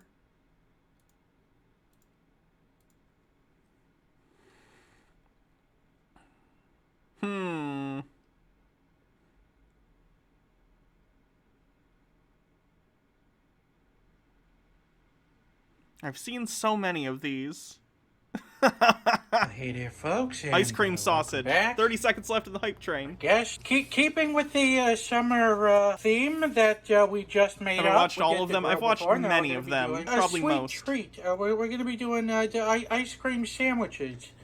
So, you know, we're going to be doing ice cream sandwiches, and so let's without further ado, it's the ice cream sandwich sausage. Want pickle sausage? I've seen that one. For just being a pain in the butt to open, and I say that and open it with just, the greatest of ease. Abracadabra.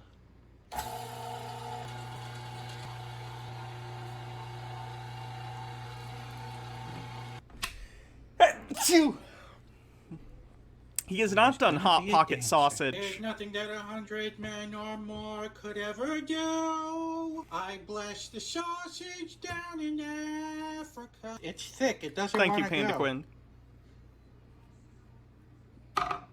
If deep fried ice cream is a thing, then deep fried sausage ice cream should also be a thing. It's not a party until Panko shows up. We're just gonna dredge this ice cream sausage. All right, in 3, 2, 1, let's sausage.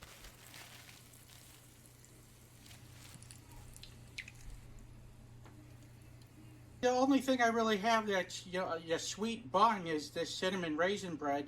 Let's give the ice cream sandwich sausage a shot. It's like a flavor brown volcano. I think that the cinnamon raisin bread is helping it out quite a bit. Let's try it without the cinnamon raisin bread. Unfortunately, it all just squirts out when you're not holding it together with the cinnamon raisin bread. I'm feeling pretty good about this. I think we just invented a new carnival food. I'm gonna give this a 4 out of 5. That's so gross. Bop, bop, bop, bop, bop. By the way, this ice cream's been sitting out for like 45 minutes and it has not melted at all. Okay, that's ordinary sausage. Oh boy, who are we gonna do next? Okay, do you guys want this guy talking about stop politicizing video games? Do you want this guy saying, Selena Gomez wants free speech destroyed? Or do you want Tim Pool talking about FBI vetting National Guard for the inauguration?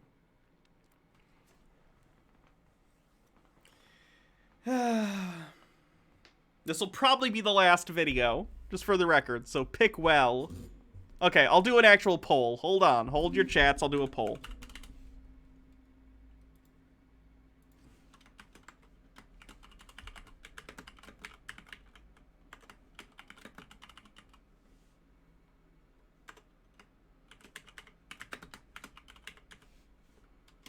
Okay.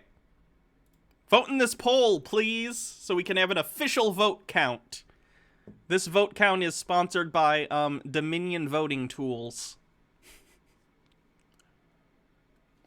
While you vote, I'm gonna go grab some more water. I'll be right back. Behave. There are mods in chat.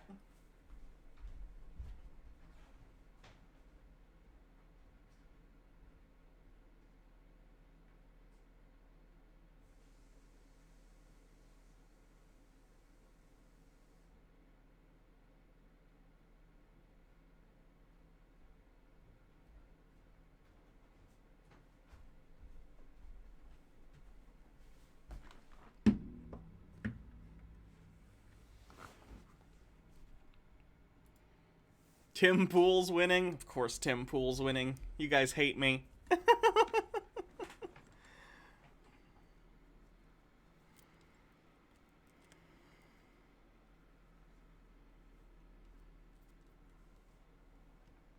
You want a 10-day audit?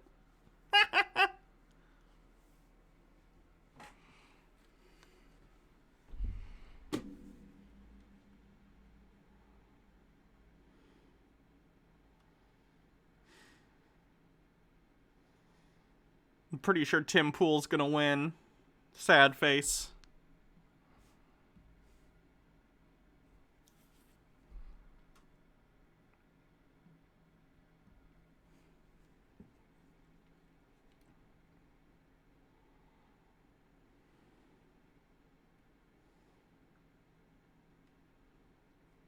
Poll is almost done. Get your last minute votes in if you want to vote.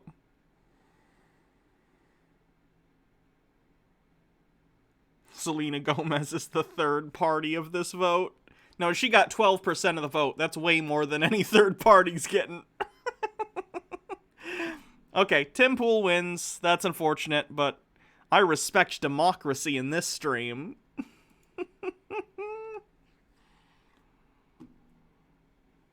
Okay. Oh, genius political strategist and prognosticator of prognosticators, Timothy Pool, has a brand new video on how the FBI had to vet the 25,000 National Guards who are standing, around D.C. for the inauguration after the January 6th attack by MAGA supporters on the Capitol building. Let's see how he feels about this. It should be quite interesting. They, of course, had to vet the National Guard because they were worried that there would be secret MAGA supporters, people who would, secretly want to take Joe Biden out because of QAnon conspiracies and stuff like that. So they checked their backgrounds and made sure that they weren't people who would, let's say, abandon their duty to help insurrectionists. So let's take a look at how Tim Pool feels about this, shall we? There are a lot of conspiracy theories about what's going to happen on the 20th. And it's not just a right-wing thing like the left or the media would have you believe, because there's actually left-wing conspiracy theories as well. And look, our conspiracy theories... Okay, here's the difference between right-wing and left-wing conspiracy theories. Right-wing conspiracy theories are things like, there's a secret cabal of pedophiles in the Democratic Party who are Satanists who abduct, assault, and murder children for their brain juices. And maybe they're also working with time-traveling JFK Jr., who faked his own death in the 90s to get away from Hillary Clinton, who was going to murder him. And then left-wing conspiracies are like, oh, hey, you know how there was a attack on the Capitol on the 6th by MAGA supporters, and a bunch of the police on video did nothing about it? We should probably, mitigate that from happening again by, making sure the people who are guarding aren't, MAGA supporters. Do you see the difference between the two things and how one is reasonable and the other isn't? I'll tell you this. Something weird is happening in D.C., but something weird happened a couple weeks ago. A large group of Trump supporters stormed the U.S. Capitol building, and it's weird. We are not in normal times. Anybody who's going to tell you they can predict what's going to happen probably won't end up being correct. And I'll say that for myself, but I think it's fair to say there is a very large chance, in all likelihood, Joe Biden is inaugurated, then they remove the troops from D.C., and then we'll see where we go from there. I kind of feel like escalation is still on the menu because, well, everybody feels that way, and that's just the direction we're pointed in. I wish it weren't the case, but even the establishment... Tim Pool, who was baited about civil war. Let's take a look. Hold on. Tim Pool, civil war. I know I've looked this up. Someone, I think, in one of our previous streams did a tally for me and found that Tim Pool had around 60 videos that either in the thumbnail or the title were like, is there a new civil war coming? Civil war? Yeah, civil war! And he's like, I hope this doesn't escalate. Tim Pool has been edging his audience about supposed left and right-wing civil war all year. And all of a sudden, because he knows he'll get in trouble and banned if he continues to do that, it's like, oh, I hope it doesn't escalate. I hope it doesn't. I've helped perpetuate the escalation and actively have a part in radicalizing people to actions taken on the 6th. But now I know, he's such a weasel. He is such a weasel. Fears an inside job. This is where everything starts to get very strange. Defense officials fear there could be an inside attack during Biden's inauguration and will vet all 25,000 National Guard troops stationed in D.C. as Army reservist with secret security clearance is arrested in Capitol siege. Did you know there were active duty members of the armed forces who were arrested due to their participation in the riots at the Capitol? Yeah, it's scary, which is why they're vetting people who are being put on duty to protect people like Biden during the inauguration, because we've already established there are people, unfortunately, a disproportionately large amount of people in law enforcement and the military that support the kind of bullshit Trump is putting forward, the kind of escalation of things to what we saw on the 6th.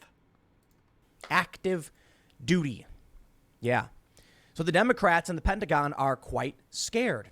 With 25,000 armed... I would imagine there's probably more Republicans in the Pentagon than there are Democrats, but regardless of your political affiliation, you should be concerned about radical insurrectionists trying to overthrow the government and potentially assassinate the President of the United States. National Guard... shoot to kill orders. Maybe that's a little too much. Let me make sure I just get the language correct on the National Guard. Authorized to use lethal force. The dramatic escalation in authorities granted to the 20,000 Guard troops stationed in D.C. is only the latest response to last week's massive security failure. I've seen a lot of people saying it's weird that the National Guard is out here full kit. They have their weapons, like they have rifles. And they have been given authorization to kill people. I guess you probably shouldn't foment insurrection, then, if you don't want the military to get involved. That's really weird. As it turns out, when you try and kidnap and murder Congress people, the government doesn't like that. One retired, I believe it was a retired general, said we've not had this level of security for an inauguration since Abraham Lincoln. So something is certainly happening, but we've not had a large group of people storming the Capitol. I guess they're saying since, the War of 1812 or whatever, when the British did it. I do think there's a big difference between a foreign adversary storming into a government building and American citizens angry with the American government doing it. Neither are good, but there's a big difference between war and mass unrest. I'm glad we have this fine line, especially when we're talking about a civil war. Security. I am. I think we'll need a lot of it. I don't know about 25,000 National Guard troops. I don't think we'll need that much. I hope not, but it's better to have them and not need them than need them and not have them, as we saw on the 6th. But a lot of people are freaked out by it. And it's not just the vetting. It's also the statement put out by the Joint Chiefs of Staff warning troops against sedition and insurrection before Biden's inauguration. I got to tell you, the Pentagon is terrified that there are Trump loyalist National Guardsmen and military personnel, and there probably are. There's a lot of crazy stuff I've heard. I'm sorry, I can't do the conspiracy theories on the left or the right. I don't care. It's nonsense, okay? That Trump was a Russian, Trump was working with the KGB. It's ridiculous. But don't get me wrong. It's not just the Russiagate stuff. The left has a new fringe, crazy conspiracy, and the media doesn't really cover it a whole lot.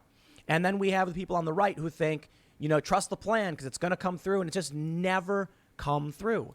What's the conspiracy theory that the left has that you just said? Because you said there's a new one. Again, are you talking about potential Trump loyalists in the military? Because you just said there probably are. So that wouldn't be a conspiracy then. It's something that we're all agreeing to. I've heard so much. 2 weeks ago, you know, Trump is going to enact this executive order and then nothing happens. I remember they said Trump's going to win on November 3rd. You also said that, Tim. You said you thought he was going to win in a 50-state landslide. You're talking about you! And then they waited and called it for Biden. And then I heard, well, Trump needed to lose. They needed to call it for Biden so that the treason... Sorry, he said 49 states. I apologize. I think he thought California wouldn't go red. ...would be solidified, right? Because attempted treason isn't a crime. So then when nothing happened and the lawsuits failed, they said, well... Attempted treason is definitely a crime. Attempted crimes are crimes, generally speaking. You've got to wait for certification on the 14th when they vote. You have to wait for the vote. That solidifies the treason, and then nothing happened. And then, well, we got to wait until January 6th, and then storming of the Capitol happened, but then Biden. So listen, I don't know what's going to happen, but I just think everybody needs to chill out on the craziest theories. We're sitting back. Again, Tim Civil War Pool wants everyone to chill out. We're watching. We're being cautious and prepared. And we'll see. And I think, in all likelihood, as I've said since the I believe the 7th, just after, probably the 7th or 8th, it's going to be Joe Biden. Okay. The only, I don't want to bring it up, but maybe Kamala Harris for some reasons. But let me read this story and we'll see what's going on. Daily Mail reports. U.S. defense officials say they are worried about an insider attack during President-elect Joe Biden's inauguration, prompting the FBI to vet all of the 25,000 National Guard troops coming into Washington. The massive undertaking reflects the extraordinary security concerns that have gripped Washington following the deadly January 6th insurrection at the U.S. Capitol by pro-Trump rioters. I just want to mention I'm glad that we're officially in the historic confirmation territory of it was an insurrection. Look, it was a bunch of angry Americans who... It was an insurrection attempt. Having a failed insurrection attempt doesn't make it not an insurrection attempt. There are people who brought bombs. There were people who brought guns. There were people who brought handcuffs to kidnap members of Congress. The FBI or whoever, I don't remember if it was the FBI or whoever, but they came out and said, like, hey, there were people whose plan it was to go in, kidnap senators, and kill some of them. It's an insurrection attempt. Just because someone's grandma also happened to be there doesn't downplay the threat caused by the people who were there with weapons and guns. Who had no idea what was going on and no idea what they were doing. And I'm not trying to be emotionally loaded in these statements. I'm trying to just give you the facts. Clearly, there was no plan. They stormed in. A bunch of people walked in because the cops let them in, and they bumbled around confused quite a bit, not knowing where they were going. And other people patrolled and were looking for senators. Again, being an accomplice to people with a plan doesn't mean that the people with a plan didn't have a plan just because other people in there didn't know why they were in there. Does that make sense? I'm sure some of them maybe had ideas of what they wanted to do, but nobody was coordinated. They call that insurrection. They say it also underscores fears that some of the very people assigned... An insurrection is an attempt to overthrow the government. It doesn't say you have to have a Mission Impossible-esque plan. Like, if I go and if I intend to murder someone, I don't. I would never attempt to murder someone unless it was in self-defense. And my attempt is really, really shitty. It's still attempted murder, right? Even if I'm shitty at what I'm trying to do, an attempt is an attempt. The intent matters. To protect the city over the next several days could present a threat to the incoming president and other VIPs in attendance. One Army reservist with secret security clearance has already been arrested for his alleged part in the Capitol siege earlier this month. Timothy Hale Cusinelli, 30, of New Jersey, was described in court papers as an avowed white supremacist and Nazi sympathizer who allegedly encouraged other violent rioters before being charged Friday. The riot at the Capitol, which left 5 people dead, has led to a reckoning unprecedented in American history. President Donald Trump told the crowd to march to the Capitol and that you'll never take back a country with weakness. You have to show strength and you have to be strong. He also said, we're going to peacefully march and then cheer on some politicians. And when the mob boss says, oh, that's a nice horse you have there, would be a shame if something happened to it, He's just genuinely concerned about your horse's well-being, and it has no underlining meanings. Don't worry about it, okay? Please provide full context, Daily Mail. An Associated Press review of public records, social media posts, and video from Friday shows at least 22 current or former members of the U.S. military or law enforcement have been identified as being at or near, with more than a dozen others under investigation but not yet named. At or near. Spare me.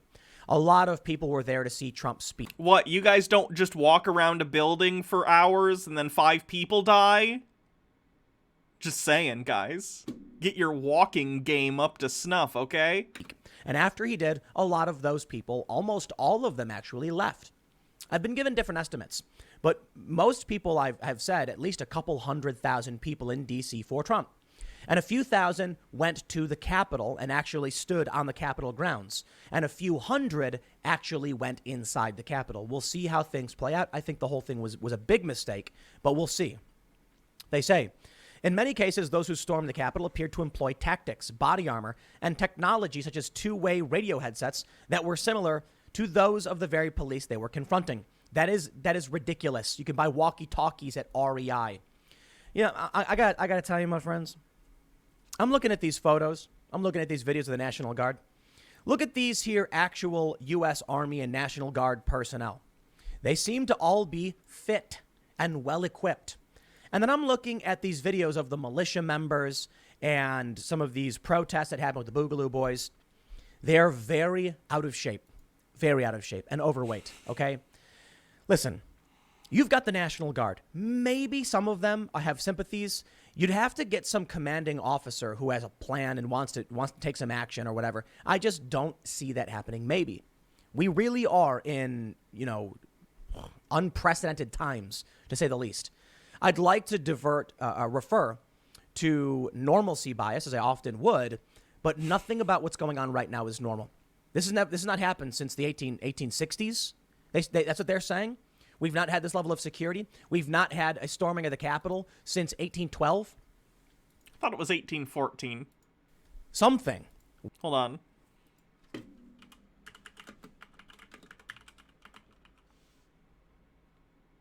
Shit, was it 1812? Damn it.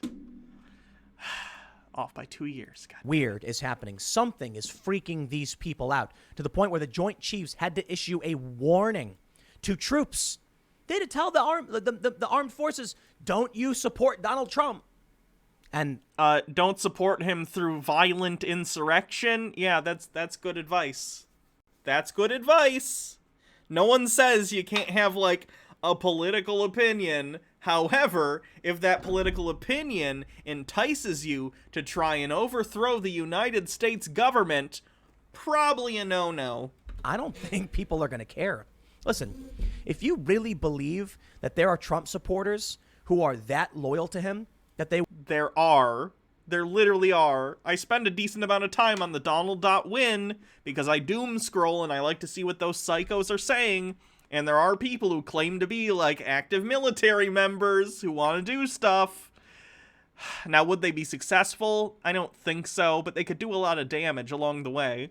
It would defy the constitutional process we've gone through thus far, or they believe it wasn't legitimate, then there's nothing you can say. Nothing. I'll stress this again, because I made this point a couple weeks ago and a couple weeks before that. I've made this point in videos going back a couple years. A military coup is not some commanding officer saying, okay, gentlemen, let's go stage a coup and support Donald Trump. That won't happen. I'll tell you what'll happen. They'll say, hey, we have, new orders. Go and guard the White House. That's it. And they won't know why. And it's a reasonable order. We're going to guard the White House. Sounds good. But you don't know where that order comes from. You see the problem? This message sent out from the Joint Chiefs is meaningless. Okay? The message must be to the officers or to the ranking individuals who would potentially give orders. I told you this story before about the Bosphorus Bridge in Turkey. I don't know, where we're at in the story because I've not covered this since it happened. But soldiers went to this bridge in Turkey and were guarding it. The media then reported they were staging a coup. Civilians then came and dragged away the soldiers and beat them to death. My understanding at the time was that these soldiers were just given a kind of blanket normal sounding order, like, hey, we got to secure this bridge. There's maybe a terror attack. And they went, you got it, not realizing what was really going on around them, because it's need to know. They're not going to tell all the lower ranking National Guardsmen the orders you're being given are to subvert the Constitution. Why would they say that? They want loyalty. They would just tell you, hey, everybody, go and shut down this road. We got a threat, so we're going to keep everybody safe. Then they do it, and then before they realize it, they're blocking the road and Biden can't get in. Who knows? So I don't understand why they're putting out this message. It's not going to do anything. Here's what Vox reports. In a statement sent out... The idea is that the Joint Chiefs of Staff are not on board with any sort of insurrection attempt, and they are keeping their troops in line by saying, don't let any... The issue is not like generals and even the people directly below them. The concern is that there will be lower-ranking individuals down to even, like, privates and stuff that might get really stupid ideas because they've been radicalized by people like QAnon and websites like the Donald.win, and they might try and make some stupid actions that'll get people hurt. That's the concern. The concern is not really that there's anyone high up in the military that's going to order any sort of illegal act, at least not as of right now. To the entire U.S. military, all 8 members of the Joint Chiefs of Staff condemned the Capitol insurrection. Top military officials prefer to stay out of anything tinged with politics. For one to say something after last week's event would be noteworthy and rare enough. For all 8 Joint Chiefs to speak out together in a message to the Joint Force, no less, shows just how perilous they deem the moment to be, saying, the violent riot in D.C. on January 6 was a direct assault on the U.S. Congress and the U.S. Congress, the Capitol building, and the constitutional process. The letter signed by all 8 Joint Chiefs reads, we witnessed actions inside the Capitol building that were inconsistent with the rule of law. The rights of freedom of speech and assembly do not give anyone the right to resort to violence, sedition, and insurrection. As service members, we must embody the values and ideals of the nation. We support and defend the Constitution. Any act to disrupt the constitutional process is not only against our traditions, values, and oath, it is against the law. President-elect Joe Biden will be inaugurated and will become our 46th commander-in-chief. Well, Trump could subvert this letter by resigning right now so that Mike Pence becomes president. Well, Trump could just leave the presidency so the number's wrong. Yeah, that'd be stupid and petty, but he could do it. What's your point? I'm gonna make you 1 number higher in the amount of presidents we have. Okay? And... because then Joe Biden would be the 47th president, which would be one of the stupidest things. But I've heard people say that would be ridiculous. They say there are likely 2 main reasons why the Joint Chiefs Chair, Army General Mark Milley, and the 7 others felt the need to pen the letter. First, veterans and possibly even some active duty troops were allegedly involved in the attack. We know that's true now. Second, the Joint Chiefs tend to speak out when something really egregious has happened, and there's no question the Capitol insurrection fits the bill. They have developed a finely tuned political radar on when to weigh in. They go on to mention, for example, after Donald Trump said some attendees of the 2017 rally in Charlottesville were very fine people, all the Joint Chiefs spoke out against racism and bigotry. And that's a hoax. It is not a hoax. Oh my God. I hate the right trying to gaslight us on this shit.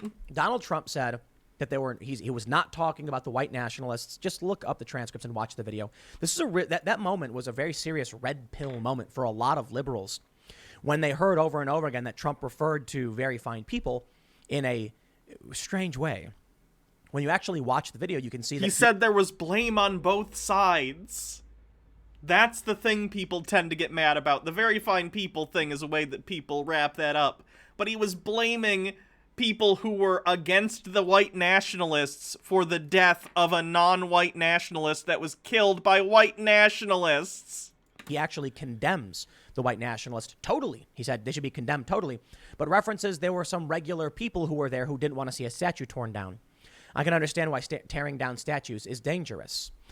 I'm not a fan of Confederate statues, and I don't think they should have been put up in the first place, and they should be put in a museum. That's my opinion.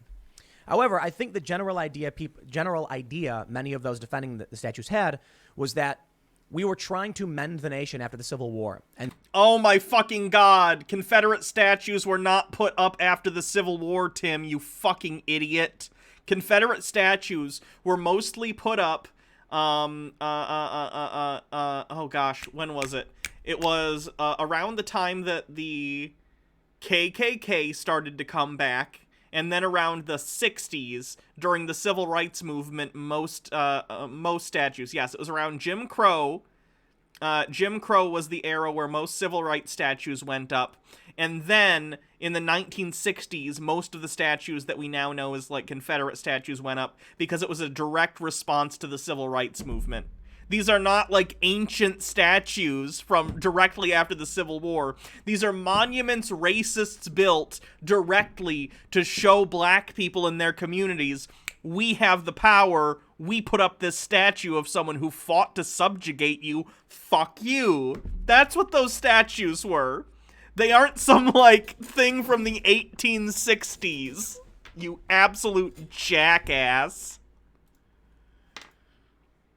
And so, you know, within several decades afterwards, they agreed, you know, to put up statues. And that was kind of the point. We had two large factions fighting.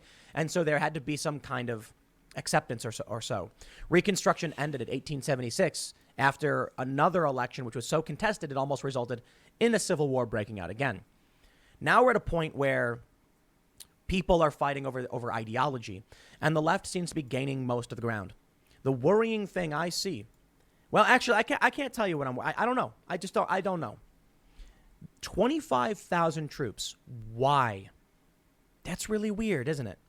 Because a bunch of right-wing terrorists broke into the Capitol with the intent of murdering Congress people.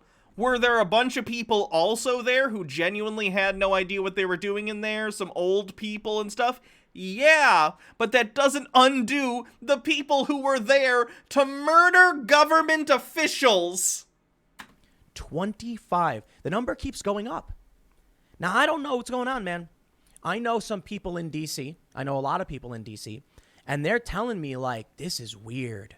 You know, maybe it's because the Capitol thing has never happened before, and they're worried about angry American people. Do you think? But something just is they're worried about something. So I don't know what's... It's like that meme. Hold on.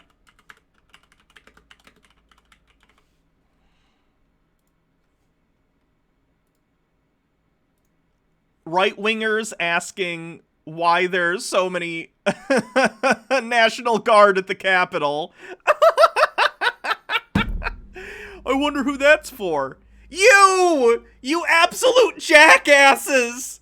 It's you! I hate these people. I hate them so much. What's going to happen? But to have National Guard authorized to use lethal force, to have now 25,000 reportedly coming in, that's unprecedented. And some people have even said that the official request was only for a few hundred support. But now we're in the 25,000? Well, I'll tell you this. There's a couple conspiracy theories. The right has the conspiracy theory that Trump has boxed in D.C. with troops that are under the control of the acting Secretary of Defense, which is a Trump loyalist. And the left has very much the same conspiracy. Isn't it funny? But you'll only ever hear from the media criticizing the right-wing conspiracies. I've not heard a single left-winger purport that that's the case. They won't call it the left-wing conspiracy theories where, I mean, look, the Democrats are freaking out. The Pentagon is freaking out. The left truly believes that there are, white supremacists and Trump loyalists to the point where they need... I'm sure there are. White supremacists have made an effort to put themselves in places like the police and the military over the last 30 years. It's been a concerted effort, and they've succeeded. To vet all these soldiers. We also know that there was recently... Joe Biden had to... Well, let me read you the story. Joe Biden to have new Secret Service team amid concern about Trump loyalty. I've heard this story was fake news. A lot of people called it out saying, this is ridiculous, it's not true. But it was reported far and wide that there were concerns. The Secret Service presidential detail was loyal to Trump, and that was dangerous for Joe Biden. So they were bringing in Secret Service agents that worked the Obama administration and knew Biden. Maybe it's all true. Maybe both conspiracies are right. Maybe it's true that Donald Trump did send in 25,000 armed National Guard to box in D.C. so that anybody who comes in for the inauguration will essentially be surrounded by soldiers under the command of Trump. And what would happen? Let me tell you this, the danger here and why I'm concerned about the level of soldiers we have on the ground. What happens if there's some guy?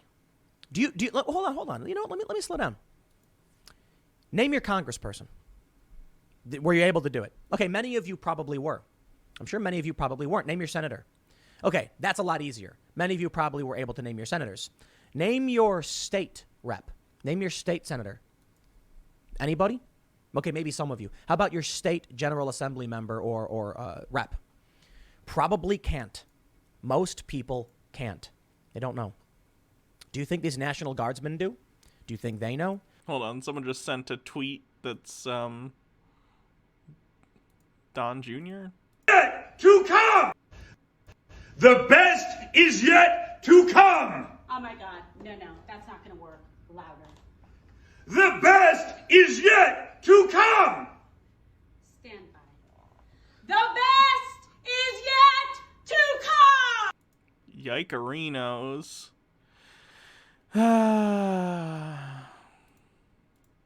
What happens now that they've been given authorization for use of lethal force if they're instructed to take action to any degree up into like seriously lethal force against someone and they don't know who it is? What happens if a car is coming in and they're ordered to stop the car and the guy inside is a member of Congress and they say you can't come in?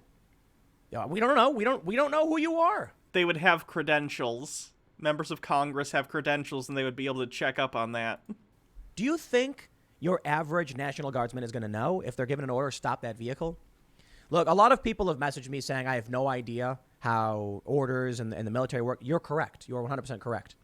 I'm only basing this off of what I've seen in other countries with how orders are given to the military. I'm also pretty sure cars that, like, United States senators and House members drive around in, I'm pretty sure they have diplomatic plates or special plates on them. Like, you'd be able to check that out. And I've seen some pretty messed up stuff. Most of the stuff that I have seen, like the most egregious stuff, through video files and the media and other journalists. I've seen some stuff on the ground that's been particularly brutal. But I'll tell you, if an order was given and it was not particularly unreasonable, do you you need to just ask yourself, what would you do if you were ordered to save someone's life but you didn't know what was going on? These are not easy situations to navigate. And everybody thinks they know. Everybody does. And even many right-wingers talk about a good guy with a gun and stuff like that. Well, I certainly am now a big fan of Second Amendment, and you can check out my Instagram. Go to Instagram.com/Timcast, because I put up a video the other day of cherishing the Second Amendment with a .308 rifle. I also recognize if someone enters a hot situation in an urban center and there's shooting, you don't know who the bad guy is. The cops don't know who the bad guy is. It's very hard to determine. If just people are shooting at each other, you need to make everybody stop. And so it can be tough. If there's a car, driving and a National Guard is given an order and it's not unreasonable and they're stopping it, it could very well be in favor of Trump or Biden. We don't know. How about this? How about it's National Guard that are there because, again, I don't know why Tim is in here promoting conspiracy theories implicitly. And I understand he's saying, well, I don't necessarily believe this. But he's spending a 20-minute video talking about this and what-ifing. He's implicitly endorsing this to some extent. Tim, they are there because right-wing terrorists broke into the Capitol building and attempted to murder Congress people and succeeded in murdering one police officer. That's my concern here. Lethal force on American citizens sounds horrifying because you don't know who's going to be doing what. You don't know if there's going to be a guy in plain clothes, turns out he's working in the government, who gets blocked or arrested even. And what happens if, I don't know. You get the point. Okay, I think you get the point. Conspiracy theories on both sides suggest something similar, and they're scared about what Trump may do and what these National Guard may do. Like I mentioned, you've got the people on the fringe right believing that this was all part of Trump's plan. I swear, this is the craziest conspiracy. They believe that the storming of the Capitol was a pretext so that under the guise of riot control, Trump could move in the National Guard without objection from Democrats or from the left. And that's what's happened. Kind of. I think, I don't think Trump planned the storming. I think it hurt really bad. It was bad. But as you can see, the establishment elites and the left are very worried about what these National Guard might do, to the point where they've issued a letter warning them not to do this. But like I said, I've explained in great detail, it doesn't matter. They're there. The troops are there. The order. The Joint Chiefs statement is not to stop some overarching grand scheme by Trump. Their concern is not that, because that's not going to happen. Their concern is that some lone wolf idiot privates somewhere are going to, high on QAnon and Newsmax, are going to go shoot some people up while in uniform because they've been radicalized over the last 4 years. It's a warning to those people. It has nothing to do with actual, concerns about Trump. As they get will come from the Pentagon and likely the acting Secretary of Defense. Donald Trump will probably give instruction, or he won't. We saw Mike Lindell, the My Pillow guy, go and meet with Trump. And when he left, he had a stack of papers. A photographer took a picture of those papers, and we can see on it some references to the Insurrection Act and declaring martial law. No idea. I don't know. I'm worried about what's coming in the next couple days. For the most part, there is a normalcy bias that wants to ignore everything we're seeing and just say, Biden's going to be inaugurated. And then people... Tim Pool wants a coup so bad so he can drop this mask act and just be full fascist without having to be a snidely little weasel about it. I think he's sick of the mask. And he wants a civil war or a coup so badly so he can just stop pretending he's anything other than pro-fascism. We're going to grumble, but things are hotter in this country than they've been in a long time. Apparently since 1812 or 1860, the 1860s with Abraham Lincoln's inauguration. I believe it was 1860s. So I can't tell you, man. I can't tell you. Normalcy bias seems to make no sense. Optimism bias may be the right call, but it depends on what your optimistic is. If you're a Trump supporter, you're optimistic about Trump winning and pessimistic about Biden. If you're a Biden supporter, you're optimistic about Biden winning and pessimistic about Trump winning. I'm hoping optimistically that democracy in the United States won't be destroyed by a former reality TV star. How about that one? And as far as I can tell, we have just been moving in the direction of Joe Biden being inaugurated every step of the way. Yeah, that's what I said. That's how it works when you win an election, dipshit. After the 7th, it is a 99. Well, after the 7th, I said it was like a 97 or 95% chance it was going to be Joe Biden because this was before all the lawsuit attempts. Then once the lawsuit started failing, I was like 99.999% Biden. And that's where I'm at right now. But maybe I'm wrong because 25,000 shoot to kill troops. I shouldn't say shoot to kill. It's probably disrespectful. It's authorization for use of lethal force is crazy. And I'm seeing videos from locals where they're like, what is this? So we'll see, man. I'll leave it there. Next segment's coming up at 1 p.m. on this channel. Thanks for hanging out, and I will see you all then. Tim is such a jackass. Ugh. Hold on. What are even the comments on this video? It's almost as if Biden isn't the most popular president in U.S. history. Who is saying he's the most popular president in U.S. history? Do these people really not understand that people voted against Trump because they hate Donald Trump?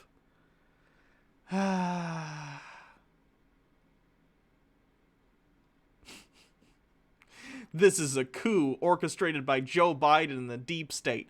A coup is when you win a democratic election.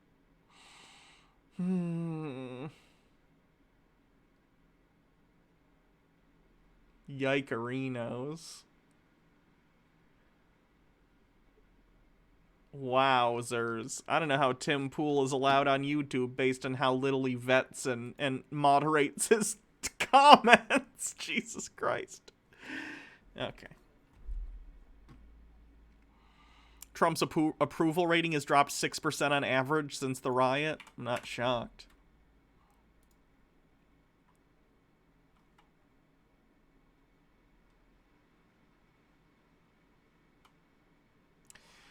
Okay, let me do some bit messages and then we'll raid someone. Chronic Toxicity, thank you for following. KR Goss with 100 bits. I Twitter DM'd you the tracking info for the Mimsy House, Soaps for Baja, and Donald the Caveman books. Thank you. Non-binary Tuba, thank you for following. Guigui-chan, thank you for following. Ghetto Kanye with 20 bits. My Wi-Fi has been in and out all stream, but you helped me be able to get out of bed and make dinner because I had something to listen to. Hey, I'm glad you got up. K-Pop Girl, thank you for following. Old Man House Phone, thank you for following. Narindia Owl, thank you for following. Bryson 1979, thank you for following. Yay Stack, thank you for following. The Statement, thank you for following. Zedlots, thank you for following. Ashy Boo 74, thanks for the 20 bits. Oh boy, Tim Pool prediction time. The Ender 92 with some bits. I'm so sick of this. My family gaslights me with the active attack on our government and calls it a protest and says they were within their rights, even when I tell them a woman has Nancy Pelosi's laptop and is trying to sell it to Russia. Sure, the people storming the Capitol are insane, but the people minimizing it are just as dangerous. I agree. Mitchell Drummer with 20 bits. The argument that they should be put in a museum is so stupid because there are literally hundreds of copies of the same statue. Yeah. Trans Queen of Salt with 20 bits. What if a government official in plain clothes gets stopped or arrested? I assume they have ID to prove they work for the government. Is this guy really that stupid?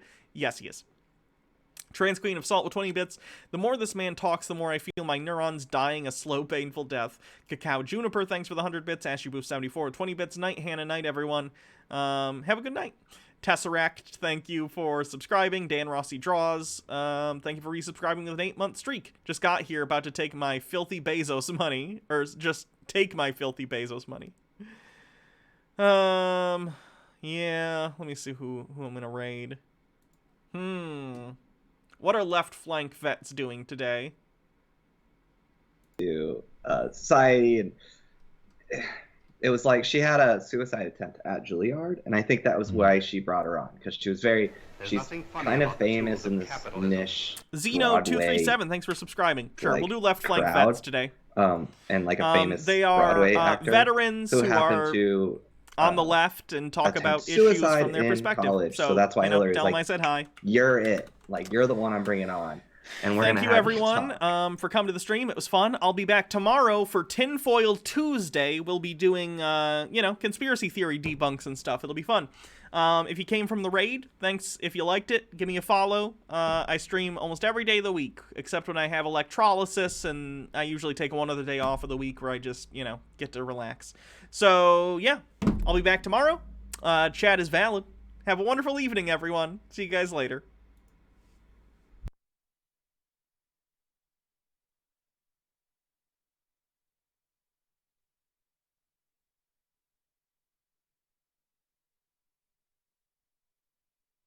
This is like, hey,